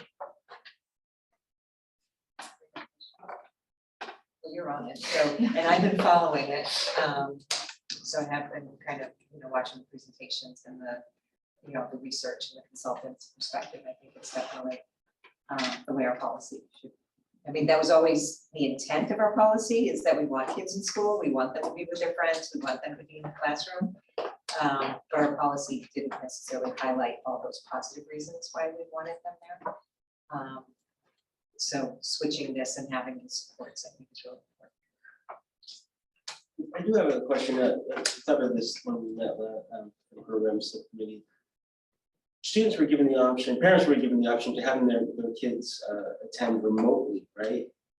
Because of COVID. Is that not, I mean, I remember at the beginning of the, there was a questionnaire that went out. Not this school year, Okay, yeah. last school year. But that's no longer. It's not remote learning time. It's not considered, in-school learning time by the department. Yeah, I thought there was language in here that allowed for. Oh, in the policy? Yeah, in this. So that's why I was wondering about that. Now, there's definitions of absence, and presence, Right. which is very clear. In person, as well as online distance learning would be present. So that's why I was asking about whether there's still students. Can you just take us to where? Oh, it's key terms, page. Present. Half the day, counted as present, receiving academic Right, instruction. this is,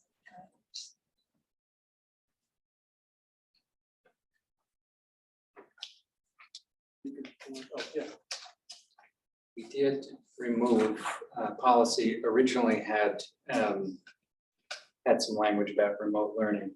And we did remove all of that, but there are cases, and that would be when there's medical need and medical approval. Right. Where that may be necessary, which that's a very small number of cases.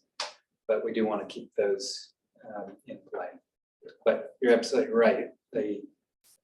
You may even have seen a much earlier draft where there was an entire section that referred to the kind of online learning we did 2 years ago.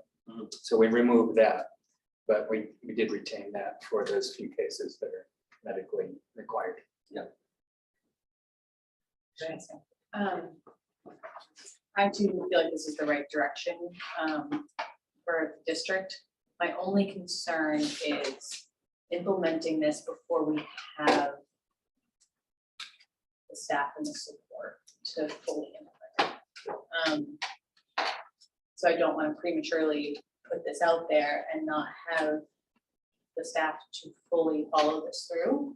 So I guess sort of from your perspective, what do we need to implement this well?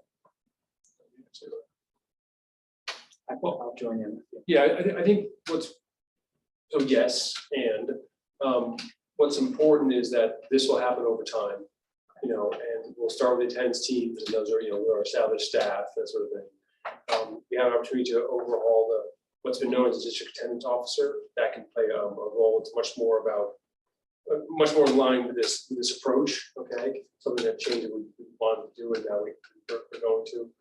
So we'll have some of the pieces in place. The other part of this is not only staff here, but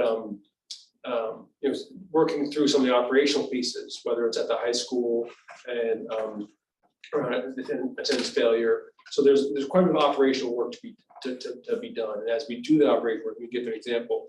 Is say at O'Malley, just using that example, the attendance team there will continue to dig in the data, and they may learn that what would be really helpful is a person doing this sort of work, or they may, building on something that's in the policy, we need to change this practice, and that means our teachers need to change this practice. Okay, and so how do then we support them over time to develop that ability to do that? So those pieces of what it's going to take to implement, I don't think are crystal clear yet. It's going to take some time to work on that and develop that. Some of the pieces to begin. Like for example, as you know, in ESSER, we have some dollars for communications and outreach. Yeah. So, if you bring on some work, some capacity in communication outreach, that's a place that will build capacity for this as well.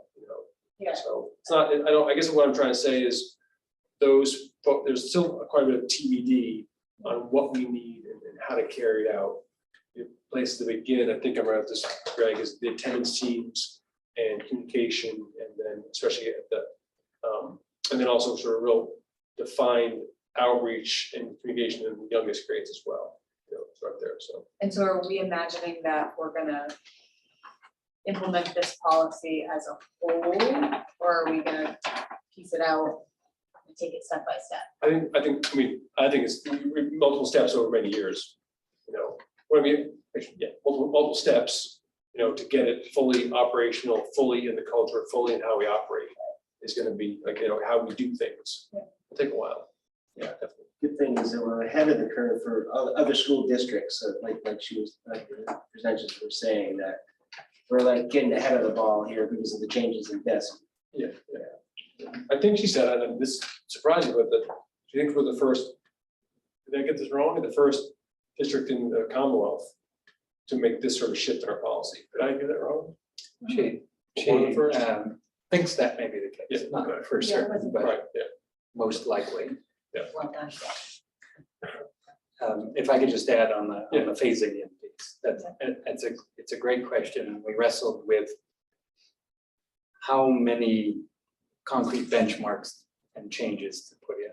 And so when we talk about removing what we have and putting something in place, there are a couple key things here. One is a lot of this is a mindset shift, which doesn't cost money, but it takes focus and discussion and keeping on the front burner. The attendance failure piece at the high school, we will be looking back even further, but the data has shown us going back a number of years that it does not seem to have been working. So when we talk about taking something away and replacing, though there certainly is funding that we can and should bring to bear on what is outlined in this policy, in that case, it would be taking something away that is probably detrimental.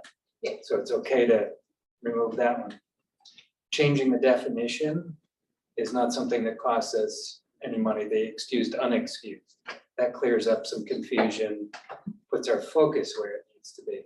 The one of the pieces that has money attached to it are the school and district attendance teams. Yeah. We have the funding already laid out in ESSER for the next couple of years. We have additional funding that will most likely come to bear with a Title IV grant, which can support attendance efforts. And that's about $40,000 that I believe we can devote almost all of that to attendance, and that we should devote most of that to attendance, especially in the first couple of years that put some more heavy lift. We have the attendance supervisor position to refocus. So these are pieces that are all within our, our financial abilities. And then, as Ben said, there may be things that schools identify as further needs. So I think we can meet. One of the provisions was requiring teams to meet monthly at a minimum every 2 weeks if there's 15% or higher chronic absenteeism. We can meet that requirement. As far as messaging, the requirements for messaging, we can meet that with what we have with Kinvo, the product that allows us to do more personalized messaging in multiple languages.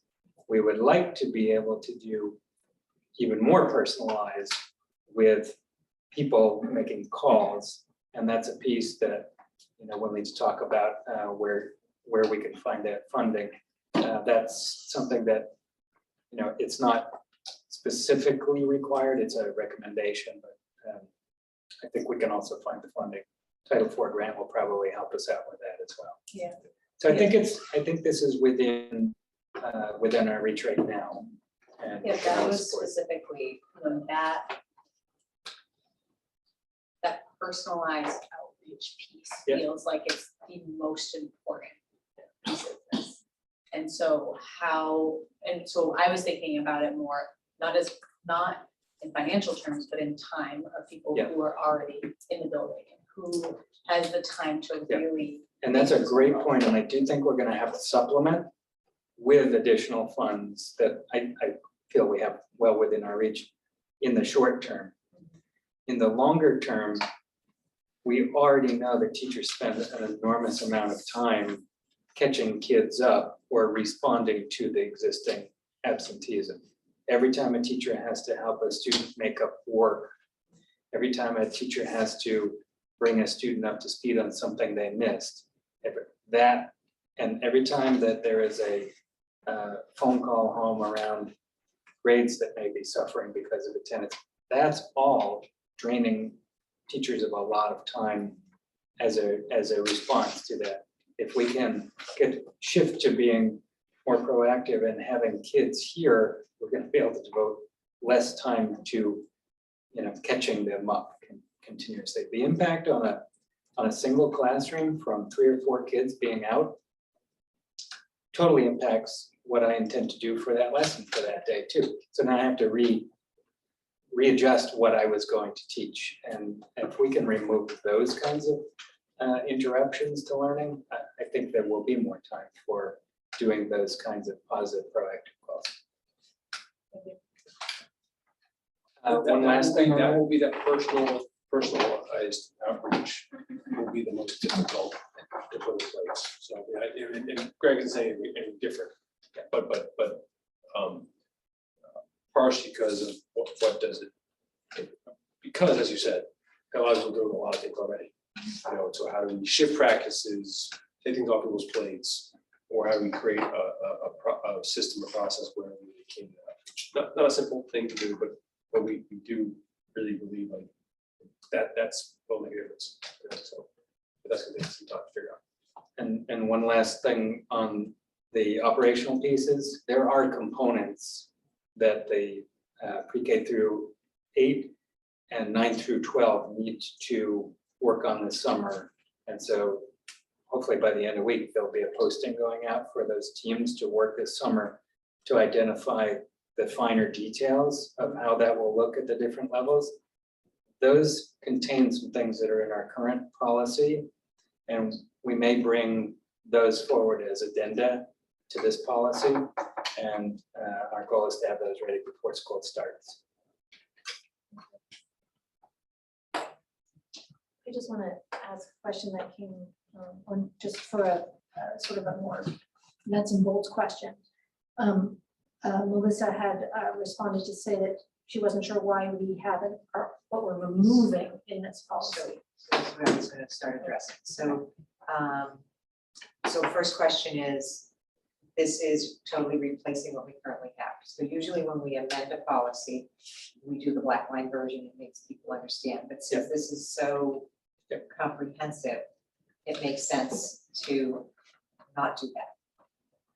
And then the second thing is Melissa's point, which is this has a lot of background stuff in it as to why we're doing it. And I don't think that should be in the policy. That is part of why we're doing it, but it's not to the parent who's reading it does not need to know the history as to why this is our policy. I Okay, agree. and my last point before you think about that is policy should have policy versus the procedure. So just a good look to see where the pieces are. Right. So a few things. One, if it's helpful between now and the next time we meet, I can have a, though it won't be the black line, there'll be comparison of points, key points, if you'd like. I could do that. Between the current policy I and the could do policy. that. I don't think it's necessary. Okay. Secondly, But that said, I do recommend people make sure they review our current policy, so they're understanding what it has, and if there's things they don't see in this that they like, that's part of the discussion. secondly, if I understand you correctly, the background pieces, I think specifically what our policy was. So the lines that say the prior policy was punitive in this area and should be. Those would be the kinds of things. Maybe some clarification on other background things. I do think there's a place for why a policy is important and setting that sort of bigger picture. But I think what you're referring to is specifically those that refer to our prior policy. Easy, we can remove those. The other thing that should happen, though Tenants Works does this across the country, they did review all of our Mass General Law and DESI requirements. I'll make sure it goes to our legal to have it double checked.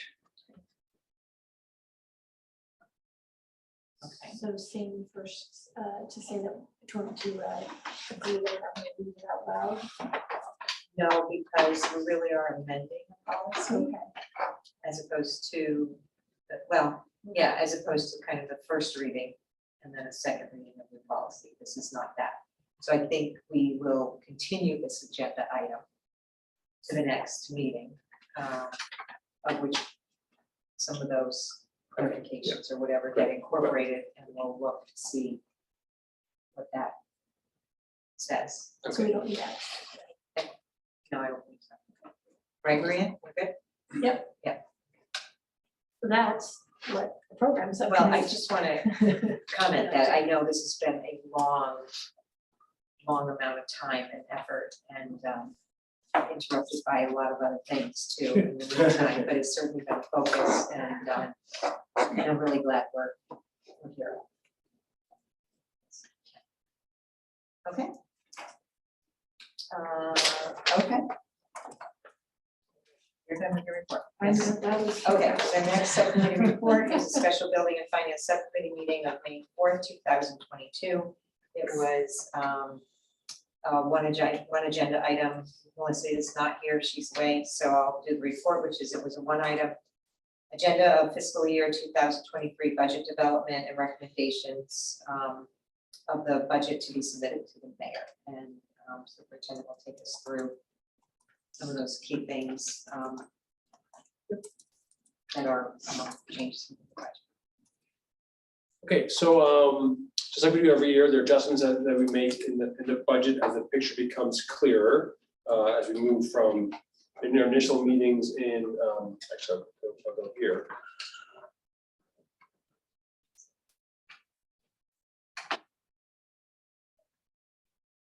Looking at our presentation, 1 second. Or you're looking at our presentation.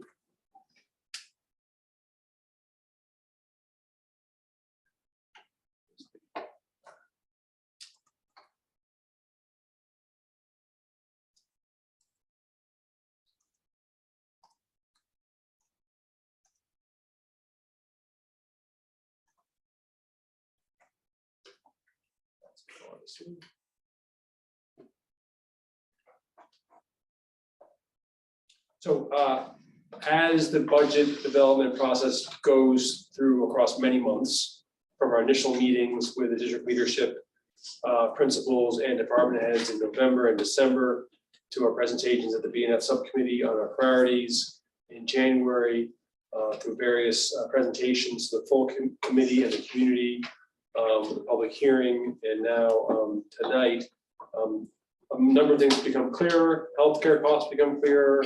What we're trying to accomplish become clearer. Special education needs become clearer.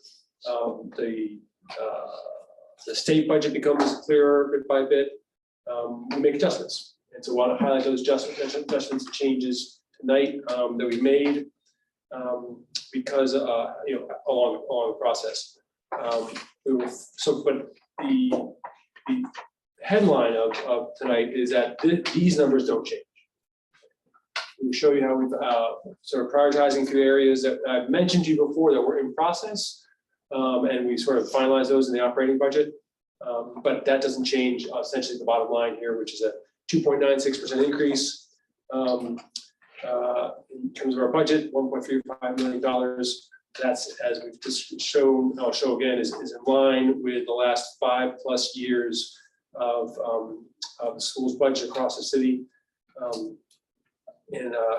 Continue to try to be. So another piece on that I just want to remind folks that we showed you tonight is the COVID challenges and the budget impact of them continue. Okay, so the first and foremost, it continues to sort of put uncertainty into what we will be doing or maybe it may need to do next school year. It also, though, is requiring, as the elementary school principals tonight talked about, ongoing efforts to support students. There might be interventions, there might be summer programs, there might be tutoring, special education compensatory services, needs for additional behavioral support, mental health support, and also just sort of social learning skills that they talked about with kids, just needing more time in learning how to work in groups, learning how to work together. So, and then also there may be further adjustments in our special education placements as the team processes continue in the spring. That won't change the budget, but may have an impact on the contingency that you have to plan in the budget for special education costs. So, want to talk about a few things. One, our out-of-district school choice. In each of the past years since 2017, or actually every year, those students who elect to go to school, Gloucester residents elect to go to school outside of Gloucester, can choose to do so. They go to local communities. A small number of those students need special education services where they're placed out of that district.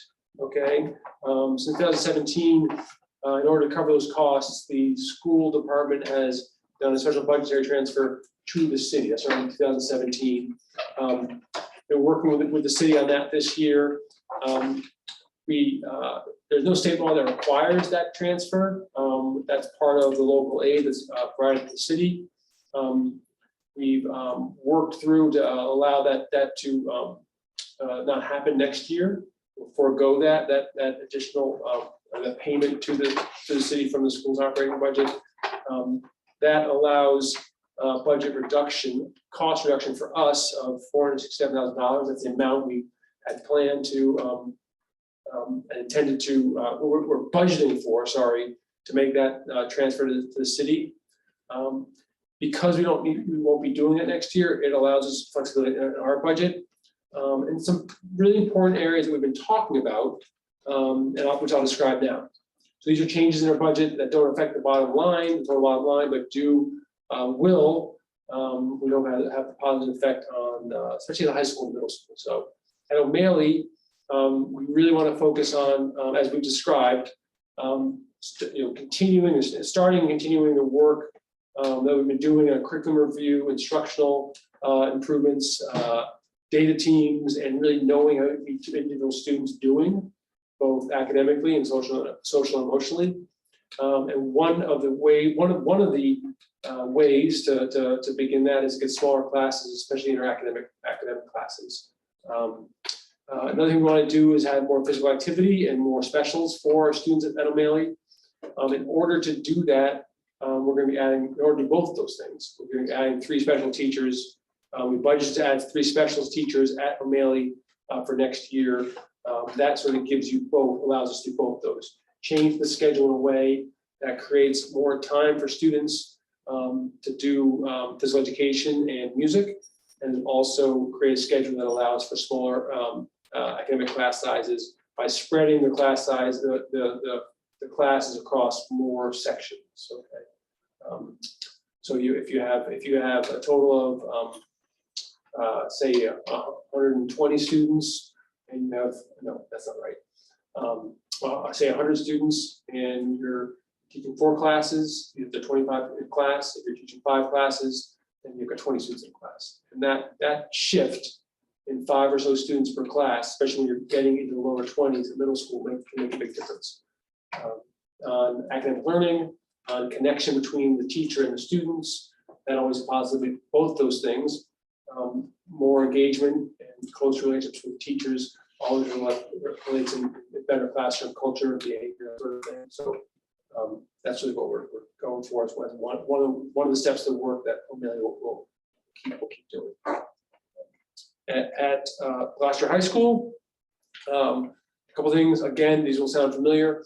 We've talked to you about the influx and our growing numbers of English learners in our school systems, which is a great benefit to our community and our schools, and also really requires to make sure that we have the staff and the approach to support those students in becoming full members of a school community, and also really make progress in their English language skills. Adding an English language educator at the high school will allow us to shift how we're shift how we're supporting and teaching our English learners, especially our newcomers. And also lessen the need to do something we had to do quite a bit this year, which was have teachers teach a 6th class in order to support the growing number of English learners. Okay, those are in sheltered English immersion classes or academic content classes, not just language classes, where we need additional sections of those classes to make sure our English learners have the full complement of classes, basically. So less the need for that. And then hiring a new guidance counselor. This is what I call 3 for 1, because I have 3 benefits. Benefits actually that are on a variety of levels. We're going to move towards having 4 counselors with a full student load. Right now we have 3 counselors and then a coordinator for school counseling who has a partial student load. By spreading our 200, if you think of our 800 plus students in the high school across 4 counselors, each counselor will have approximately 200 students as a caseload. While that seems like a lot, that's actually very low, and it's actually aligned with the recommendations of the School Counseling Association on what student load should be at a high school. It also puts us in line, if not ahead of many other districts in the Commonwealth. Student load. Shifting the responsibilities of the school counseling coordinator to lead the school counseling department still. Allows us to, and then also take on more of an operations role, allows us to continue to expand the leadership at the high school into more of a full team, where they're working together to do all the different pieces: operational, logistics, instructional improvement, program review, evaluation, supervision, professional development, planning, budgeting, across multiple people, as opposed to having too much of it just depending on one person, the principal. And so this combined position will allow to have this person focus on operations. That could be like this year when we were having the entryway redone. Okay, that was all on the principal's shoulders. The budget process is primarily on the principal's shoulders right now. He works with our program leaders, obviously. And what that does by expanding the leadership and having a person take on those roles, we allow Principal James Cook to do what he is incredibly well skilled at, which is instructional support, and working with program leaders to really continue the work he's been doing, continue the work his team has been doing to really strengthen instruction, deepen student engagement. They've been able to continue even during the pandemic. So, but it allows him to really to focus his efforts and limited time and limited time, meaning he's a human, he's got limited time. Okay, not that onto more square in those areas. You've heard a number of different folks come in front of you, talk about the great work he's doing and can we provide support to him. So he isn't burning the candle at every single end.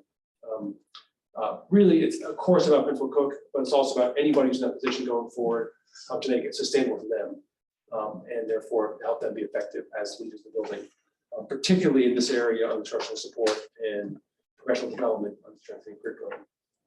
We really want to be and to go focus on that. The last piece is English learner education contingency. This will be about $40,000 contingency. A smaller one, not something as significant as the special education needs to be, but it gives us flexibility during the year in case we get additional newcomers or increases of needs in terms of translation or perhaps staff, maybe stipend for 6 period, but we can use that across schools basically. May look, yeah, so that's, and then the last piece is just some additional supplies, salary adjustments based on the bargaining impact, stipend increase, that sort of thing that we're including as well. Let me pause there. I will show you. I'll show you the numbers in a moment. Let me see if there are any questions just in terms of those are the changes in the budget that you see in the supporting document. I just need some clarification on the lessen the need to pay 20% of the teacher's salary. I'm not following that sentence. Oh, sorry. yeah. So right now, because and this is really related to more students coming in than we ever could have planned for. So as there's been an increase during the school year, so after being a school year, English language learners, they're in their sheltered English immersion academic classes, where you have a teacher who's trained to work, with English learners in the content area. As we had more students come in to enroll in a full schedule, we didn't have the staff members to teach those classes. So across all major content areas, we asked teachers in high school to take on a 6th period teaching. So they teach 5 periods as a regular full-time load. We have to ask them to take on 6th period. By the contract, if they take on 6th period, they have an additional 20% of their salary that they get as a stipend for that extra work, extra planning, extra number of students, and sort of thing. By adding an English language educator, it helps James and Laura Carlson schedule in a way that becomes less likely to have to do that. If you ask me how that happens, that's when we'll stop. I don't understand the ins and outs of that complex work. Yeah. So that's public. Yeah. And that's whenever we ask a high school teacher to take on that 6th class for whatever reason, a whole variety of reasons, that's what's called for the contract. In this case, it happened to be a number of staff members focused specifically on making sure we could support it with language. And when we talk about newcomers who are coming in, that could happen during that. I'm assuming we're talking about during the school year. Yeah. Not saying September. Yeah, anytime. Right, and just like any student, can come in, whenever they show up in their community. We enroll in public schools, no matter what day it is. And this is just specifically,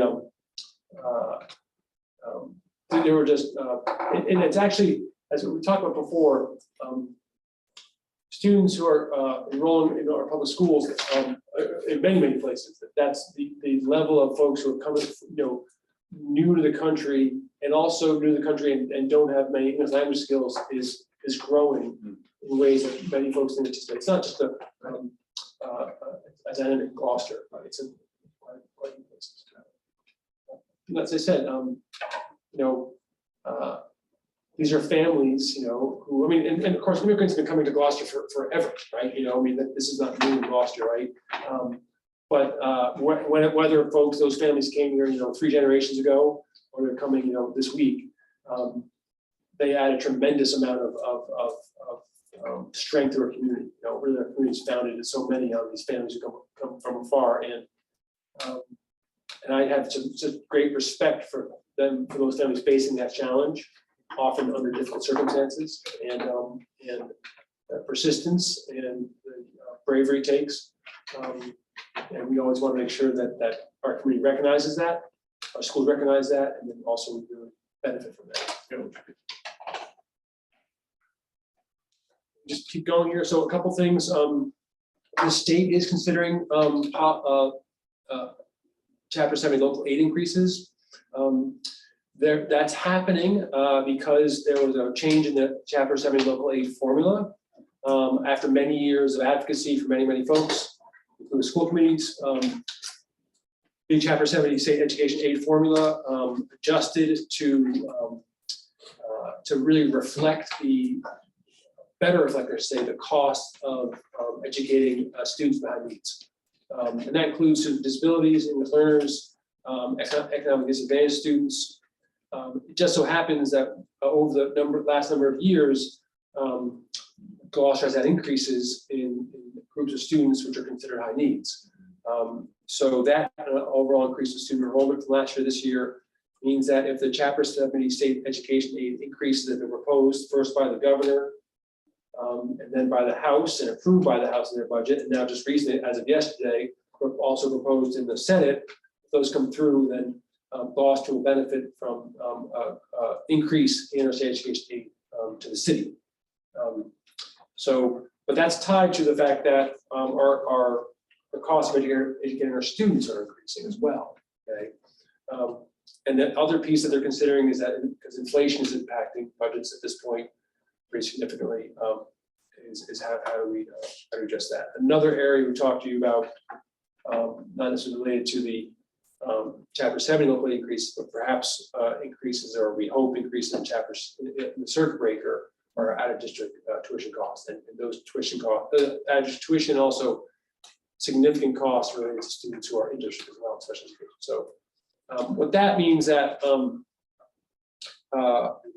the state is working through potential increases in Chapter 70.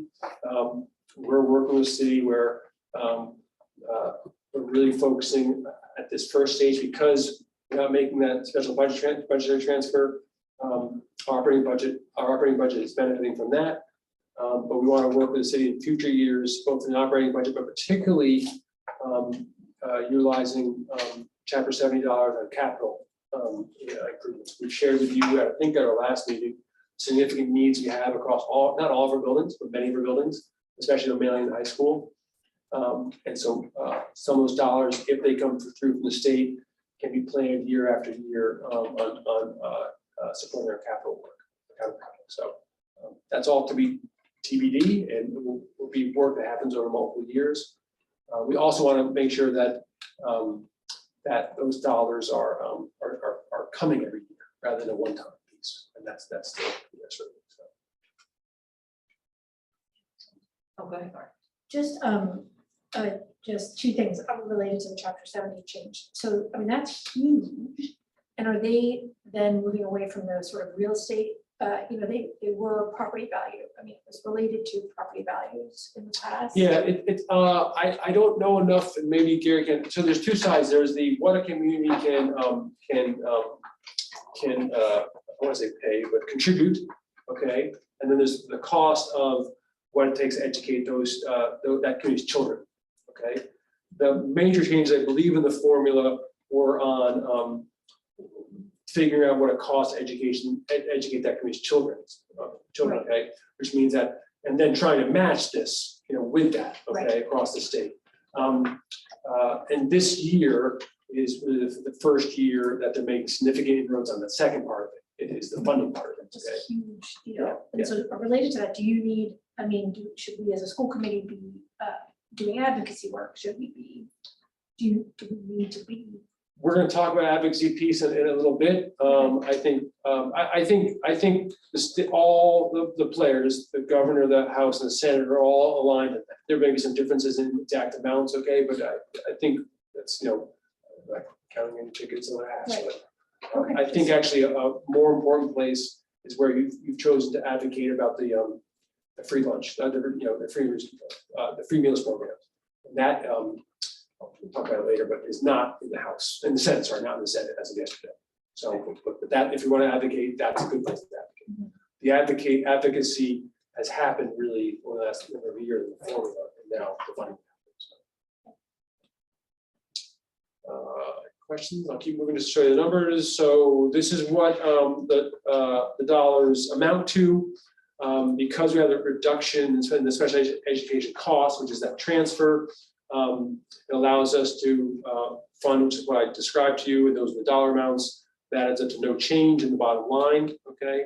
But we are able to really support some really high priorities, specifically at O'Malley and the middle school. I mean, O'Malley is the middle school, O'Malley is the high school.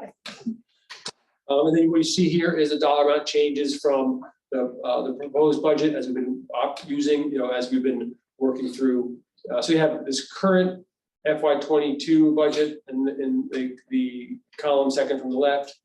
In the column third from the left is the proposed budget that you've seen, and then in response to input from all of you, as well as changing the dynamics as I just described. You see the difference sort of school by school, as you see here, as I just described, the most significant differences of GHS and O'Malley. Which gets us back to the original. Any further questions? So I will make the motion that came out of BNF, which is, first one is to approve the fiscal year 2023 budget as amended for line item changes with no change to the total budget of $46,988,897. I said it exactly as it's on our agenda. To approve the fiscal year 2023 budget as amended for line item changes with no change to the total budget of $46,988,897.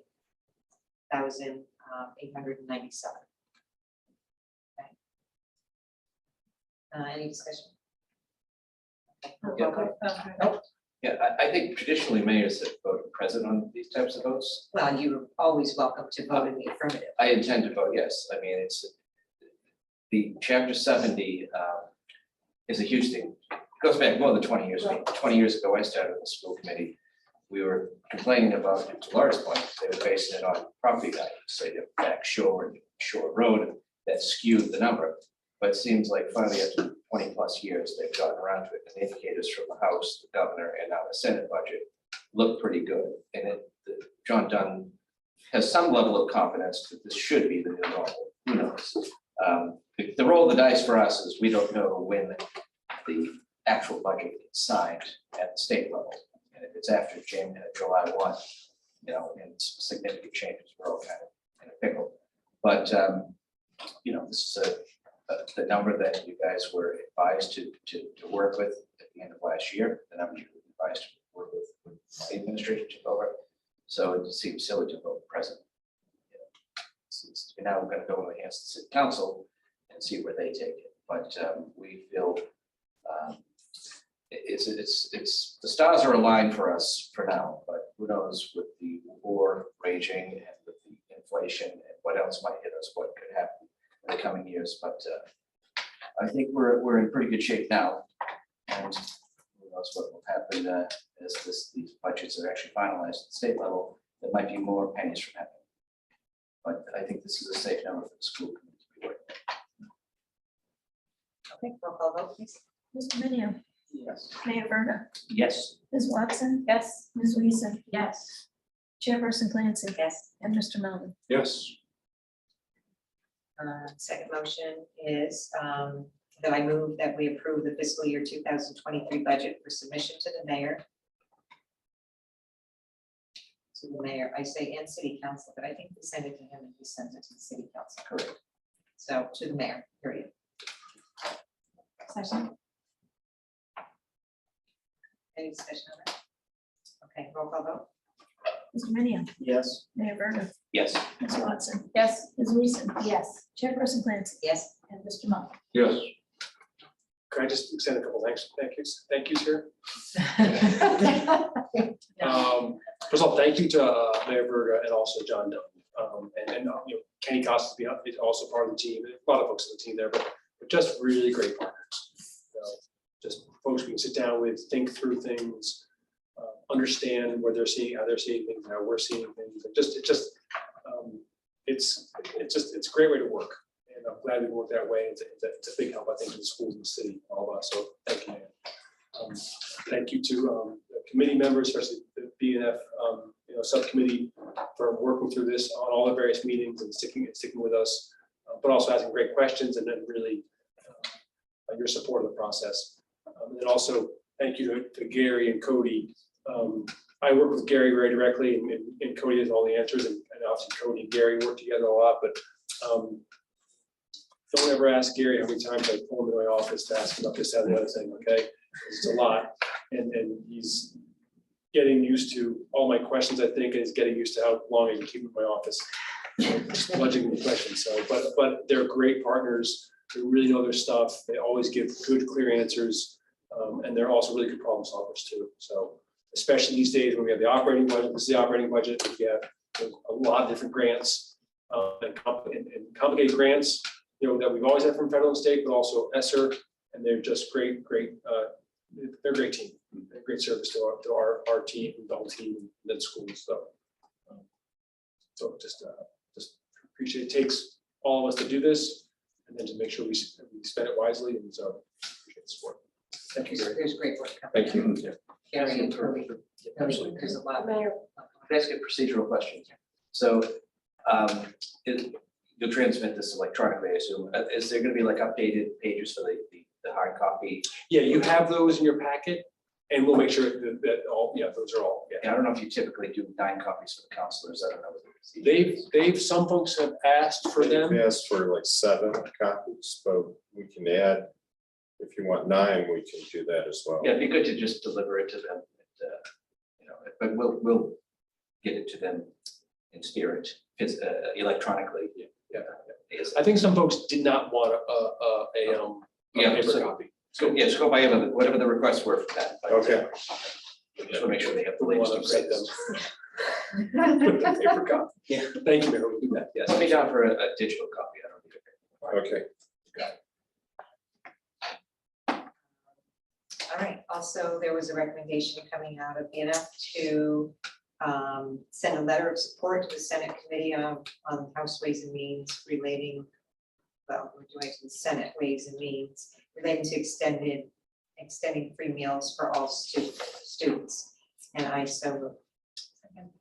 Okay, so this has already been approved in the House, is my understanding, so our letter is going to go to the Senate. And of very much importance at this point, because it is not in the Senate proposal.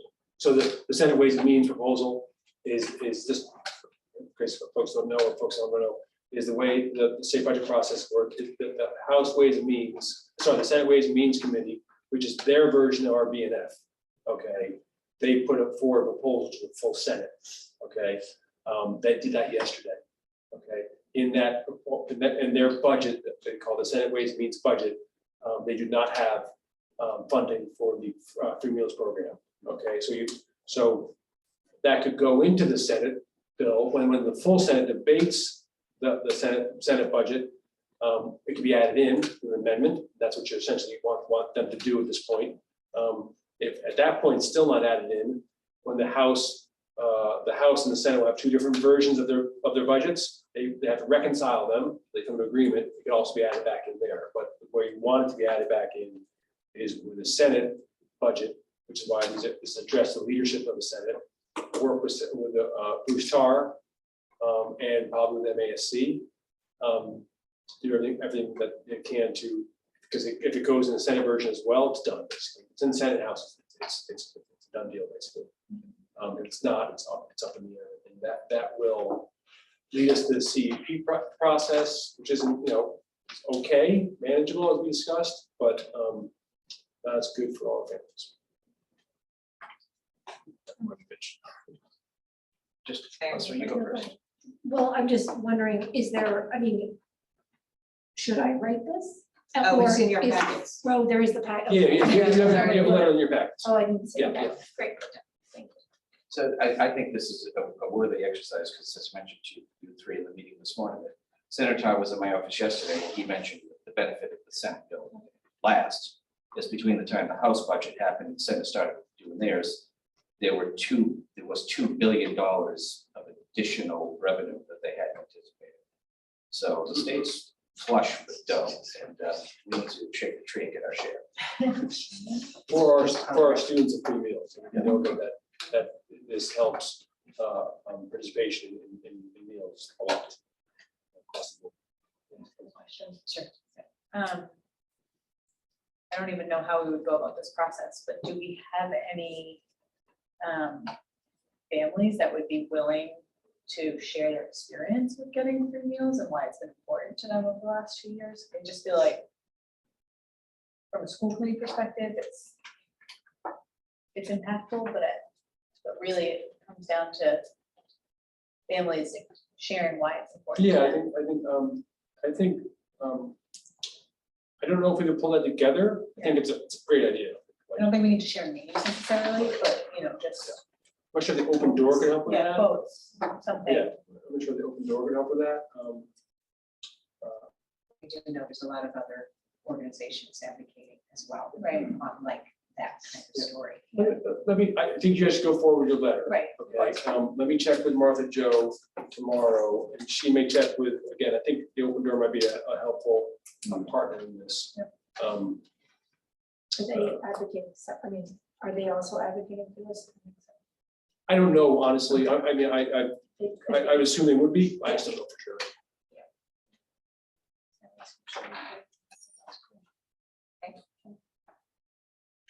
We can vote, Maria. Mr. Minio, Yes. Mayor Verga, Yes. Ms. Watson, Yes. Ms. Weason, Yes. Chairperson Clancy, Yes. and Mr. Melvin. Yes. Passes unanimously. Moving on to discussion and other communication. There's, on our agenda, there's something that was added, acceptance of DESI FY22 one-time assistance for districts. Right. It's in red. Yeah, I had an earlier one. I'm looking at it earlier, Yep. that was printed earlier. Yep. Okay, here, somebody want to make a motion? I move that we accept the DESI FY fiscal year 22 one-time assistance for districts with pandemic-related enrollment disruptions impacting Chapter 78 in the amount of $27,685.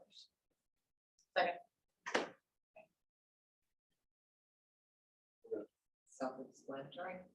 Self-explanatory. Okay. Which, do you want to explain it for the? It's money that DESI had some extra funds and wanted to provide some impact relief to the districts that had some enrollment growth. That had to do with our food service revenue, and was making up some money for our food service revenue that we lost because we couldn't serve food, It's a la carte food. Yeah, and it's based on a formula, tied to Chapter 70, local aid formulas. Is that right? Yes. Yeah. No more questions? Okay. Maria, can we vote? Mr. Minio, Yes. Mayor Verga, Yes. Ms. Watson, Yes. Ms. Weason, Yes. Chairperson Clancy, Yes. and Mr. Melvin. Yes. Now we can go on to the East Gloucester Veterans Memorial Building Committee update.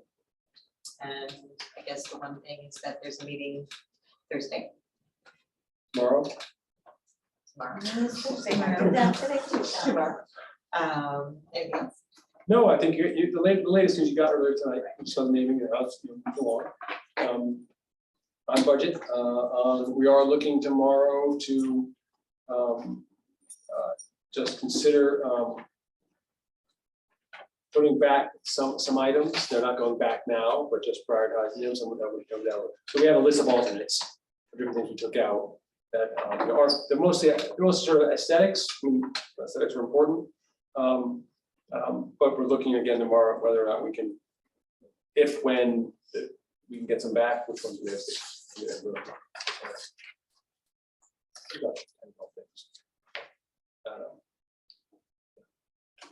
I don't want to, tune in tomorrow and we'll give you an update next time. That concludes business on our agenda. Anybody want to make a motion to adjourn? So moved. Second. Mr. Minio, Yes. Mayor Verda, Yes. Ms. Watson, Yes. Ms. Weason, Yes. Chairperson Clancy. Yes. And Mr. Melvin. Yes. Good night, all. Thank you, everyone.